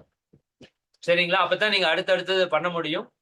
அதே மாதிரி புதிய ஆனந்த யோகா, ஐஎஸ்எம் புதிய ஆனந்த யோகா பயிற்சி 5, இது 5வது பேட்ச், 5வது வருஷம் நடத்துறோம். சரிங்களா? 21/6/2026 குழு 1, 2, 3ன்னு 3 குரூப் வாட்ஸ்அப் குரூப் இருக்கு. அதுல முதல் குரூப் ஃபில் ஆயிடுச்சு. 1025 பேர் ஃபில் ஆயிட்டாங்க. 2வது குரூப்ல 450 பேருக்கு மேல போயிட்டாங்க. 3வது குரூப்ல 680, 700 பேருக்கு மேல போயிட்டாங்க. சரிங்களா? இப்ப நிறைய பேர் என்கிட்ட கேட்டாங்க, ஐயோ சார், இது எனக்கு கடைசி நேரத்துல தான் தெரிஞ்சது, என்னால ஜாயின் பண்ண முடியல, ஏதாவது என்னை பண்ணி ஹெல்ப் பண்ணி ஜாயின் பண்ணுங்க அப்படின்னு சொன்னாங்க. அதனால உங்களுக்கு ஒரு ஆப்ஷன் கொடுக்குறோம். சரிங்களா? இன்னைக்கு தேதி 21, நல்லா மனசுல வச்சுங்க. 21, 22, 23, 24, 25 5 நாள் உங்களுக்கு ஆப்ஷன் கொடுக்குறோம். எதுக்காக? இந்த பயிற்சியை பற்றி உங்களுக்கு யாருக்கெல்லாம் தெரியுமோ எல்லாத்துக்கும் நீங்க சொல்லுங்க. யாம் பெற்ற இன்பம் பெருக இவ்வையகம்னு சொல்லுவாங்க இல்லையா? நீ எதை விதைக்கிறாயோ அதையே அறுவடை செய்கிறாய். சரியா? நீங்க எதை கொடுக்குறீங்களோ அதையே திரும்ப பல மடங்கு பெறுகிறீர்கள். நல்லா புரிஞ்சுக்கோங்க. ஒரே ஒரு நெல்மணியை போடுறீங்க, அதுல இருந்து நூற்றுக்கணக்கான நெல்மணி வருது. ஒரு தென்னங்கண்ணை விதைக்கிறீங்க, ஆயிரக்கணக்கான தேங்காய் வருகிறது. ஒரு மாங்கொட்டை விதைக்கிறீங்க, லட்சக்கணக்கான மாங்காய் வருது. நீங்க போட்டது எத்தனை? ஒண்ணு. வந்தது எத்தனை? ஆயிரக்கணக்கில், லட்சக்கணக்கில். அப்ப நீங்க எதை கொடுக்குறீங்களோ அது திரும்ப வரும். சரிங்களா? அப்ப நீங்க எதை கொடுக்கணும் உங்களுக்கு தெரிஞ்சவங்களுக்கு. இப்ப எத்தனை பேர் வாழ்க்கையில கஷ்டப்பட்டுட்டு இருக்கிறாங்க, வாழ தெரியாம, உடம்ப நல்லா வச்சுக்க தெரியாம, மனசை நல்லா வச்சுக்க தெரியாம, குடும்பத்தை நல்லா வச்சுக்க தெரியாம, பொருளாதாரத்தை நல்லா செய்ய தெரியாம. இப்ப அவங்க எல்லாருடைய வாழ்க்கையில இருக்கிற எல்லா துன்பத்தையும் போக்குறதுக்கான பயிற்சி இது. அப்ப இத கொண்டு போய் நீங்க ஒருத்தர் கொடுத்தா உங்க வாழ்க்கை எப்படி இருக்கும்? யோசிச்சு பாருங்க. உங்களுக்கு மிகப்பெரிய புண்ணியம். எதுக்கு? இந்த பயிற்சியை கொண்டு போய் உங்களுக்கு தெரிஞ்சவங்களுக்கு எல்லாம் கொடுக்கறது. சொல்லுங்க, எல்லாருக்கும் சொல்லுங்க. சரிதானா? கட்டணம் இல்லைன்னு சொல்லுங்க. வாரத்துல 3 நாள் தான் சொல்லுங்க. வீட்டுல உட்கார்ந்துட்டே ஜாலியா அட்டன் பண்ணலான்னு சொல்லுங்க. இது ரொம்ப ரொம்ப எளிய பயிற்சின்னு சொல்லுங்க. நிறைய பேர் வேற பயப்படுறாங்க. எதுக்கு பயப்படுறீங்க? சரியா? யோகாவா? ஐயோ அதெல்லாம் பயங்கரம். அப்படியெல்லாம் ஒண்ணும் கிடையாது. நீங்க 90 வயசு தாத்தா கூட்டிட்டு வாங்க, நான் அந்த பயிற்சி பண்ண வச்சிருவேன். சரிதானா? மகரிஷி அவ்வளவு எளிமையா அந்த பயிற்சியை மாத்தி கொடுத்துருக்குறாங்க. 90 வயசு தாத்தா கூட பண்ண முடியும். அப்புறம் என்னங்க பிரச்சனை? அது கஷ்டமான பயிற்சி அல்ல, ஈஸியான பயிற்சி. இது ஒண்ணு. ரெண்டாவது, இன்னும் ஒரு சிலருக்கு என்ன டவுட் இருக்கும்னா, இங்க போனா நான்வெஜ் சாப்பிடக்கூடாதுன்னு சொல்லிடுவாங்க. அப்படி நாங்க சொல்றது இல்ல. நீங்க என்னத்தையோ சாப்பிடுங்க. சரியா? ஃபுட்டுல கண்ட்ரோல் பண்ண மாட்டோம். இப்பவே நான் சொல்றேன். அது நீங்க இதுல ஆசிரியர் பயிற்சி அப்படியெல்லாம் வர்றப்ப சொல்லுவோம். இப்ப இந்த அடிப்படை பயிற்சின்னு உங்களுக்கு எதுவும் கட்டுப்பாடு கிடையாது. நீங்க வாங்க, எப்பொழுதும் போல உங்க வாழ்க்கை வாழுங்க. இந்த பயிற்சியை மட்டும் பண்ணிட்டே வாங்க. 3வது இன்னொரு பயம் இருக்கு நிறைய பேருக்கு. ஐயோ, இங்க போனா கல்யாணம் பண்றதுக்கு எல்லாமே சாமியார் ஆக்கி விட்டுருவாங்கப்பா. அதனாலதான் நான் வந்தேன்னு சொன்னேன். எனக்கு கல்யாணம் ஆயிடுச்சு, 2 குழந்தை இருக்கு. மகரிஷிக்கு 2 மனைவி. அதெல்லாம் பின்னாடி சொல்றேன். உடனே அதுல ஒரு கேள்வி, 2 மனைவியான்னு கேட்கக்கூடாது. அதுக்கெல்லாம் காரண காரியம் எல்லாம் இருக்கு. அதை பத்தி பின்னாடி பேசுவோம். சரிங்களா? 2 மனைவி இருக்கிறது பிரச்சனை இல்ல. 2 பேர்ட்டையும் சண்டையெல்லாம் வாழ்ந்திருக்காங்க. அதுதான் பெரிய விஷயம். இன்னைக்கு ஒன்ன கட்டிட்டே குடும்ப புடியா கிடக்குது. சரிதானா? 2 கட்டிட்டு அவர் சண்டையெல்லாம் வாழ்ந்திருக்காருன்னா அது ஞானிதான். உண்மையாலுமே அதுக்காகவே அவருக்கு ஞானி பட்டம் கொடுத்துருக்கேன். அவர் குடும்ப வாழ்க்கை வாழ்ந்தவர். இல்லறத்தோடு ஞானத்தை நமக்கு கொடுக்கிறாங்க. ஔவையார் சொல்லுவாங்க, இல்லறம் அல்லது நல்லறம் அன்று. அப்ப அந்த இல்லறத்தோடு பயிலக்கூடிய யோகம், எளிமையான யோகம், எல்லோரும் செய்யக்கூடிய யோகம், குறைந்த நேரத்தில் அதிக பலனை கொடுக்கிற யோகம். சரிங்களா? உணவு கட்டுப்பாடு இல்லாத யோகம், வீட்டிலிருந்தே கற்றுக்கொள்ளக்கூடிய யோகம், 13 வயசுக்கு மேல யாரு வேணா கத்துக்கக்கூடிய யோகம், தமிழ்ல தான் நடத்துற. உலகத்துல எங்க உங்க தமிழ் சொந்தங்கள் இருந்தாலும் அனுப்பிச்சு. அவங்க கனடால இருந்து நிறைய பேர் அட்டன் பண்றாங்க. ஸ்ரீலங்கால இருந்து, மலேசியால இருந்து, சிங்கப்பூர்ல இருந்து, துபாயில இருந்து, லண்டன்ல இருந்து, அமெரிக்கால இருந்து, பல்வேறு நாடுகளிலிருந்து நமக்கு பயிற்சியாளர்கள் இங்க இருக்கிறாங்க. ஏன்? இன்னைக்கு உலகம் நமக்கு ஒரு பெரிய வாய்ப்பை கொடுத்திருக்கு. Zoom, YouTube. இங்க ஜூம்ல ஆன் பண்ணா உலகம் முழுக்க நீங்க இந்த ஜூமை பார்க்கலாம். எவ்வளவு பெரிய கிஃப்ட். சரிதானே? நீங்க எத்தனையோ மக்கள் எங்கெங்கயோ போய் கஷ்டப்பட்டுட்டு இருக்காங்க. அவங்களுக்கு இந்த யோகத்தை நீங்க ஈஸியா கற்றுக் கொடுக்க முடியும். வெளிநாட்டுல இருக்கிற அன்பர்களுக்காக இந்த பயிற்சியை தனியா நாம அவங்களுக்கான நேரத்துல ஒளிபரப்பு செய்வோம். அதனால வெளிநாட்டுல இருக்கிறவங்க, நீங்க யார் யார் இருக்கீங்கன்னு உங்களுக்கு ஒரு கூகுள் ஃபார்ம் ஒன்று அனுப்பிச்சிருப்பாங்க. சரிங்களா? உங்க குரூப்ல தெளிவா பாருங்க. நான் சொல்றேன், ISM புதிய ஆனந்த யோகா 5 பார் போட்டு 21/6/2026 குழு 1, 2, 3 வாட்ஸ்அப் குரூப் இருக்கும். இந்த 3 குரூப்ல ஏதோ ஒரு குரூப்ல நீங்க இருந்தா போதும். 3லயும் இருந்தா 2ல இருந்து வெளியே வந்துருங்க. 1ல மட்டும் நீங்க இருந்தா போதும். 3லயும் ஒரே செய்தி தான் அனுப்புவோம். இந்த குரூப்ல நீங்க இருக்கீங்களான்னு பாத்துக்கோங்க. இல்லைன்னா நான் இந்த பயிற்சியோட நிறைவுல ஒரு போன் நம்பர் சொல்றேன். அந்த நம்பரை நோட் பண்ணி அவங்களுக்கு போன் பண்ணி நீங்க அந்த லிங்க் கேட்டீங்கன்னா உங்களுக்கு அனுப்புவாங்க. இருங்க, நான் இப்பவே கையோட சொல்லிடுறேன்.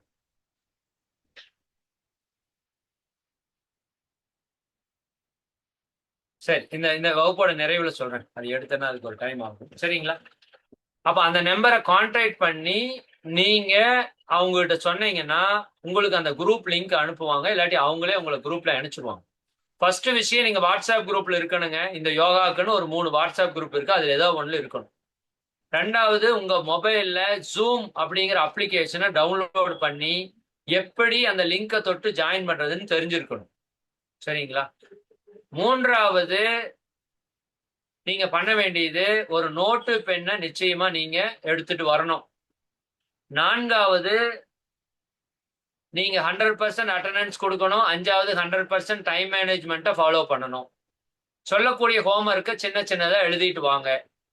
உங்களுக்கு இன்னைக்கு ஒரு ஹோம்ஒர்க் கொடுத்துருக்கிறேன். நீங்க மகிழ்ச்சியா வாழ்றதுக்கு என்ன தேவை என்ற ஒரு ஹோம்ஒர்க் கொடுத்துருக்கிறேன். சும்மா நோட் எடுத்து உங்களுக்கு தெரிஞ்சதை எழுதிட்டு வாங்க. என்ன எழுதினாலும் தப்பு இல்லை, சொல்றதை செஞ்சுட்டு வாங்க. சரிங்களா? அடுத்த வகுப்பு இப்ப அறிமுக உரை தான் நம்ம கொடுத்துருக்கிறோம். எல்லாரும் கலந்துக்கலாங்கிறதுக்காக தான் சொல்லி இருக்கிறோம். மென்சஸ் இருக்கிற டைம்ல இந்த பயிற்சிக்கு வரலாமான்னா தாராளமா வரலாம். சரிங்களா? கர்ப்பிணி பெண்கள் இந்த பயிற்சிக்கு வரலாமா? தாராளமா வரலாம். 13 வயசுக்கு மேல இருக்கிற யாரு வேணா வரலாம். உடலும் உயிரும் இருந்தா போதும், நீங்க வரலாம். எனக்கு உடம்புல எக்ஸசைஸ் பண்ண முடியாது, அட்டன் பண்ணலாமா? அட்டன் பண்ணுங்க. சரிதானுங்களா? சும்மா ஜஸ்ட் பார்த்துட்டே வாங்க. கொஞ்சம் கொஞ்சமா பயிற்சி பண்ணுங்க. ஆட்டோமேட்டிக்கா நீங்க நார்மல் ஆயிருவீங்க. சரிங்களா? அப்ப நீங்க எல்லாருமே வரலாம்.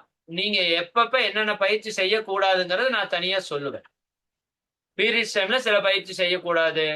கன்சீவா இருக்கிறப்ப சில பயிற்சி செய்யக்கூடாது. ஆனா நீங்க எல்லாருமே வரலாம், வரணும்.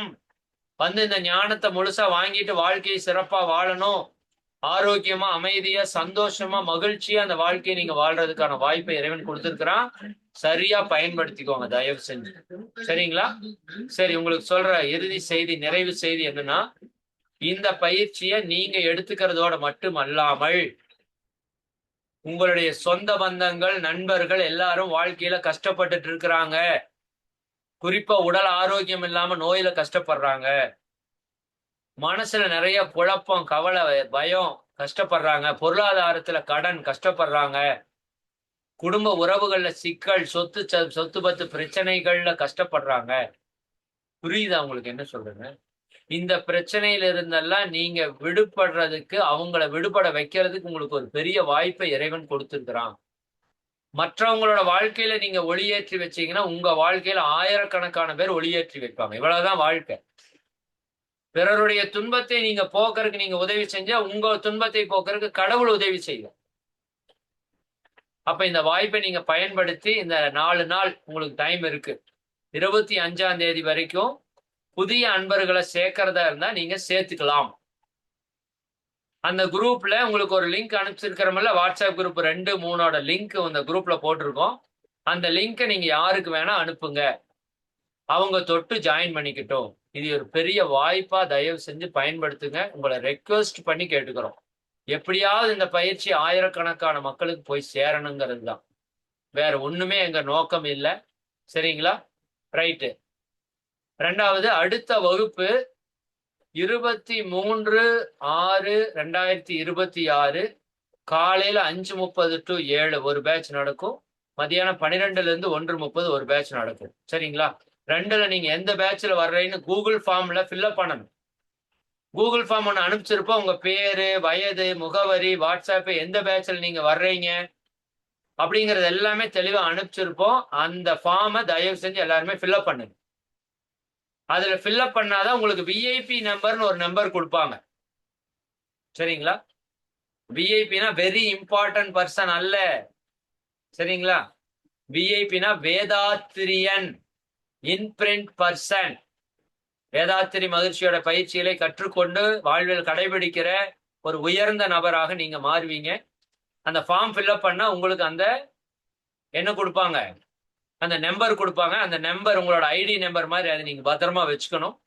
அப்பதான் நீங்க எப்ப இறை சாதனை மார்க்கம் வந்தாலும் நீங்க அதுல ஃபாலோ பண்ணிக்கலாம். சரிங்களா? ஓகே, மிக்க மகிழ்ச்சி. அனைவருக்கும் நன்றி. ரொம்ப ரொம்ப சந்தோஷம். நான் ஒரு நம்பர் சொல்றேன், அந்த நம்பரை நோட் பண்ணிக்கோங்க எல்லாருமே.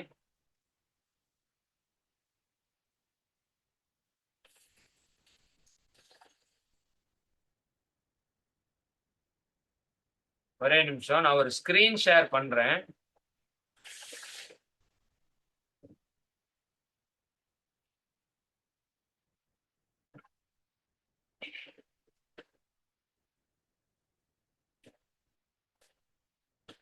ஓ, டைம் ஆயிருச்சு. ஓகே, நிறைவு பண்ணிக்கலாம். 300 பேருக்கு மேல வந்துட்டாங்க. 300 பேருக்கு மேல வந்தா யூடியூப் லிங்க் எல்லா குரூப்லயும் போட்டிருப்போம். அம்மா, ஆசிரியர் பயிற்சி குரூப், ஏவைபி 4 குரூப் எல்லாத்துலயுமே அந்த லிங்க ஜாயின் பண்ணி விடுங்கம்மா. தயவு செஞ்சு லிங்கை ஷேர் பண்ணி விடுங்க. ஏவைபி குரூப்பு, ஐஏபி குரூப்பு எல்லாத்துலேயுமே நான் இந்த யூடியூப் லிங்கை வந்து வாட்ஸ்அப் ஒன்றிணைப்புலையும் புதிய ஆனந்த யோகா பயிற்சி குரூப்லையும் போட்டிருக்கேன். நீங்க அதுல ஷேர் பண்ணுங்க தயவு செஞ்சு.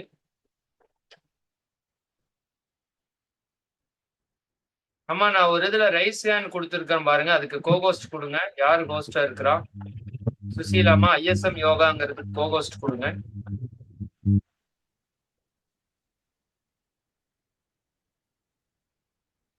ஓகே, நன்றி.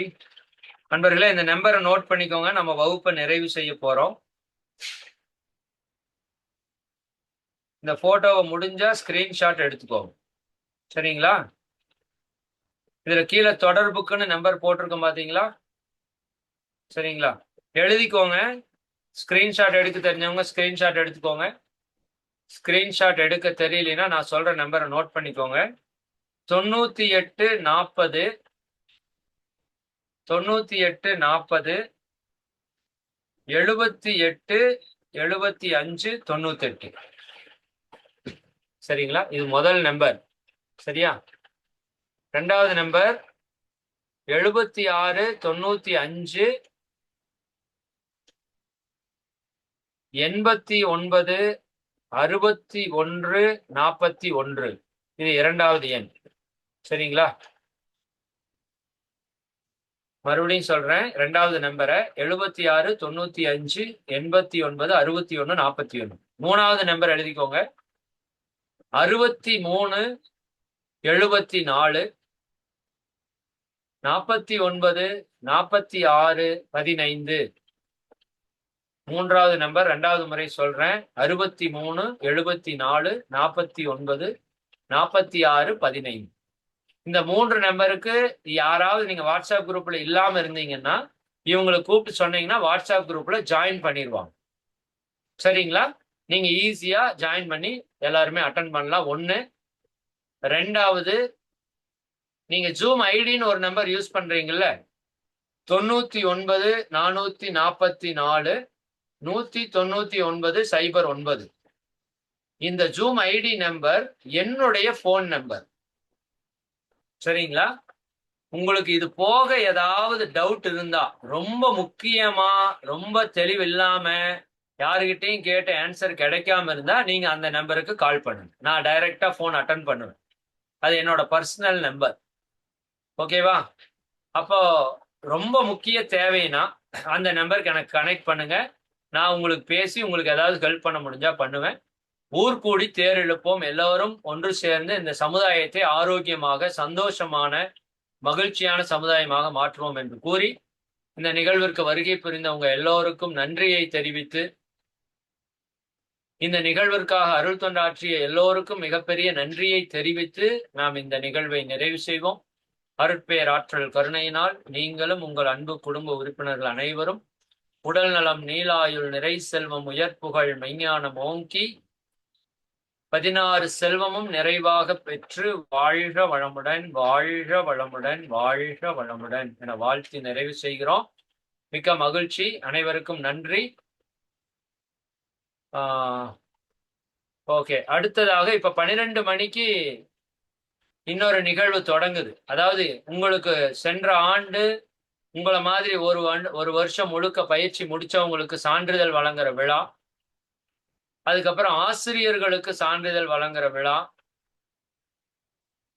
புதிய ஆசிரியர்களுக்கான துவக்க விழா என்று முப்பெரும் விழா இப்ப 12ல இருந்து 2 மணி வரைக்கும் நடக்கும்.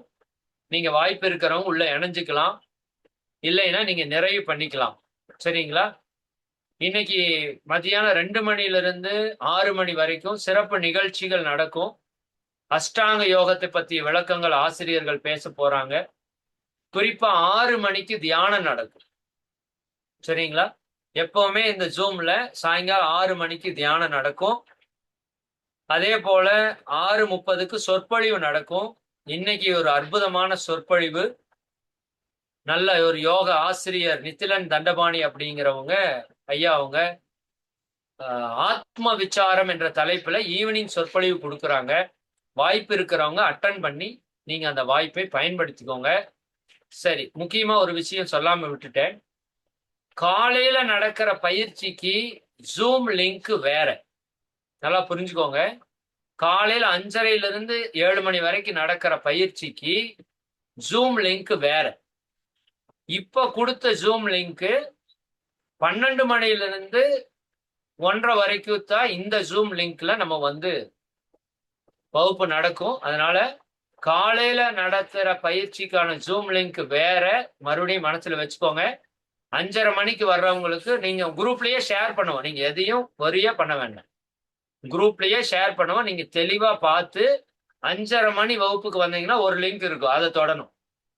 12 மணிக்கு வந்தீங்கன்னா வேற ஒரு லிங்க் இருக்கு, அதை தொடணும். டெய்லியுமே லிங்க் வரும், கவலைப்பட வேண்டாம்.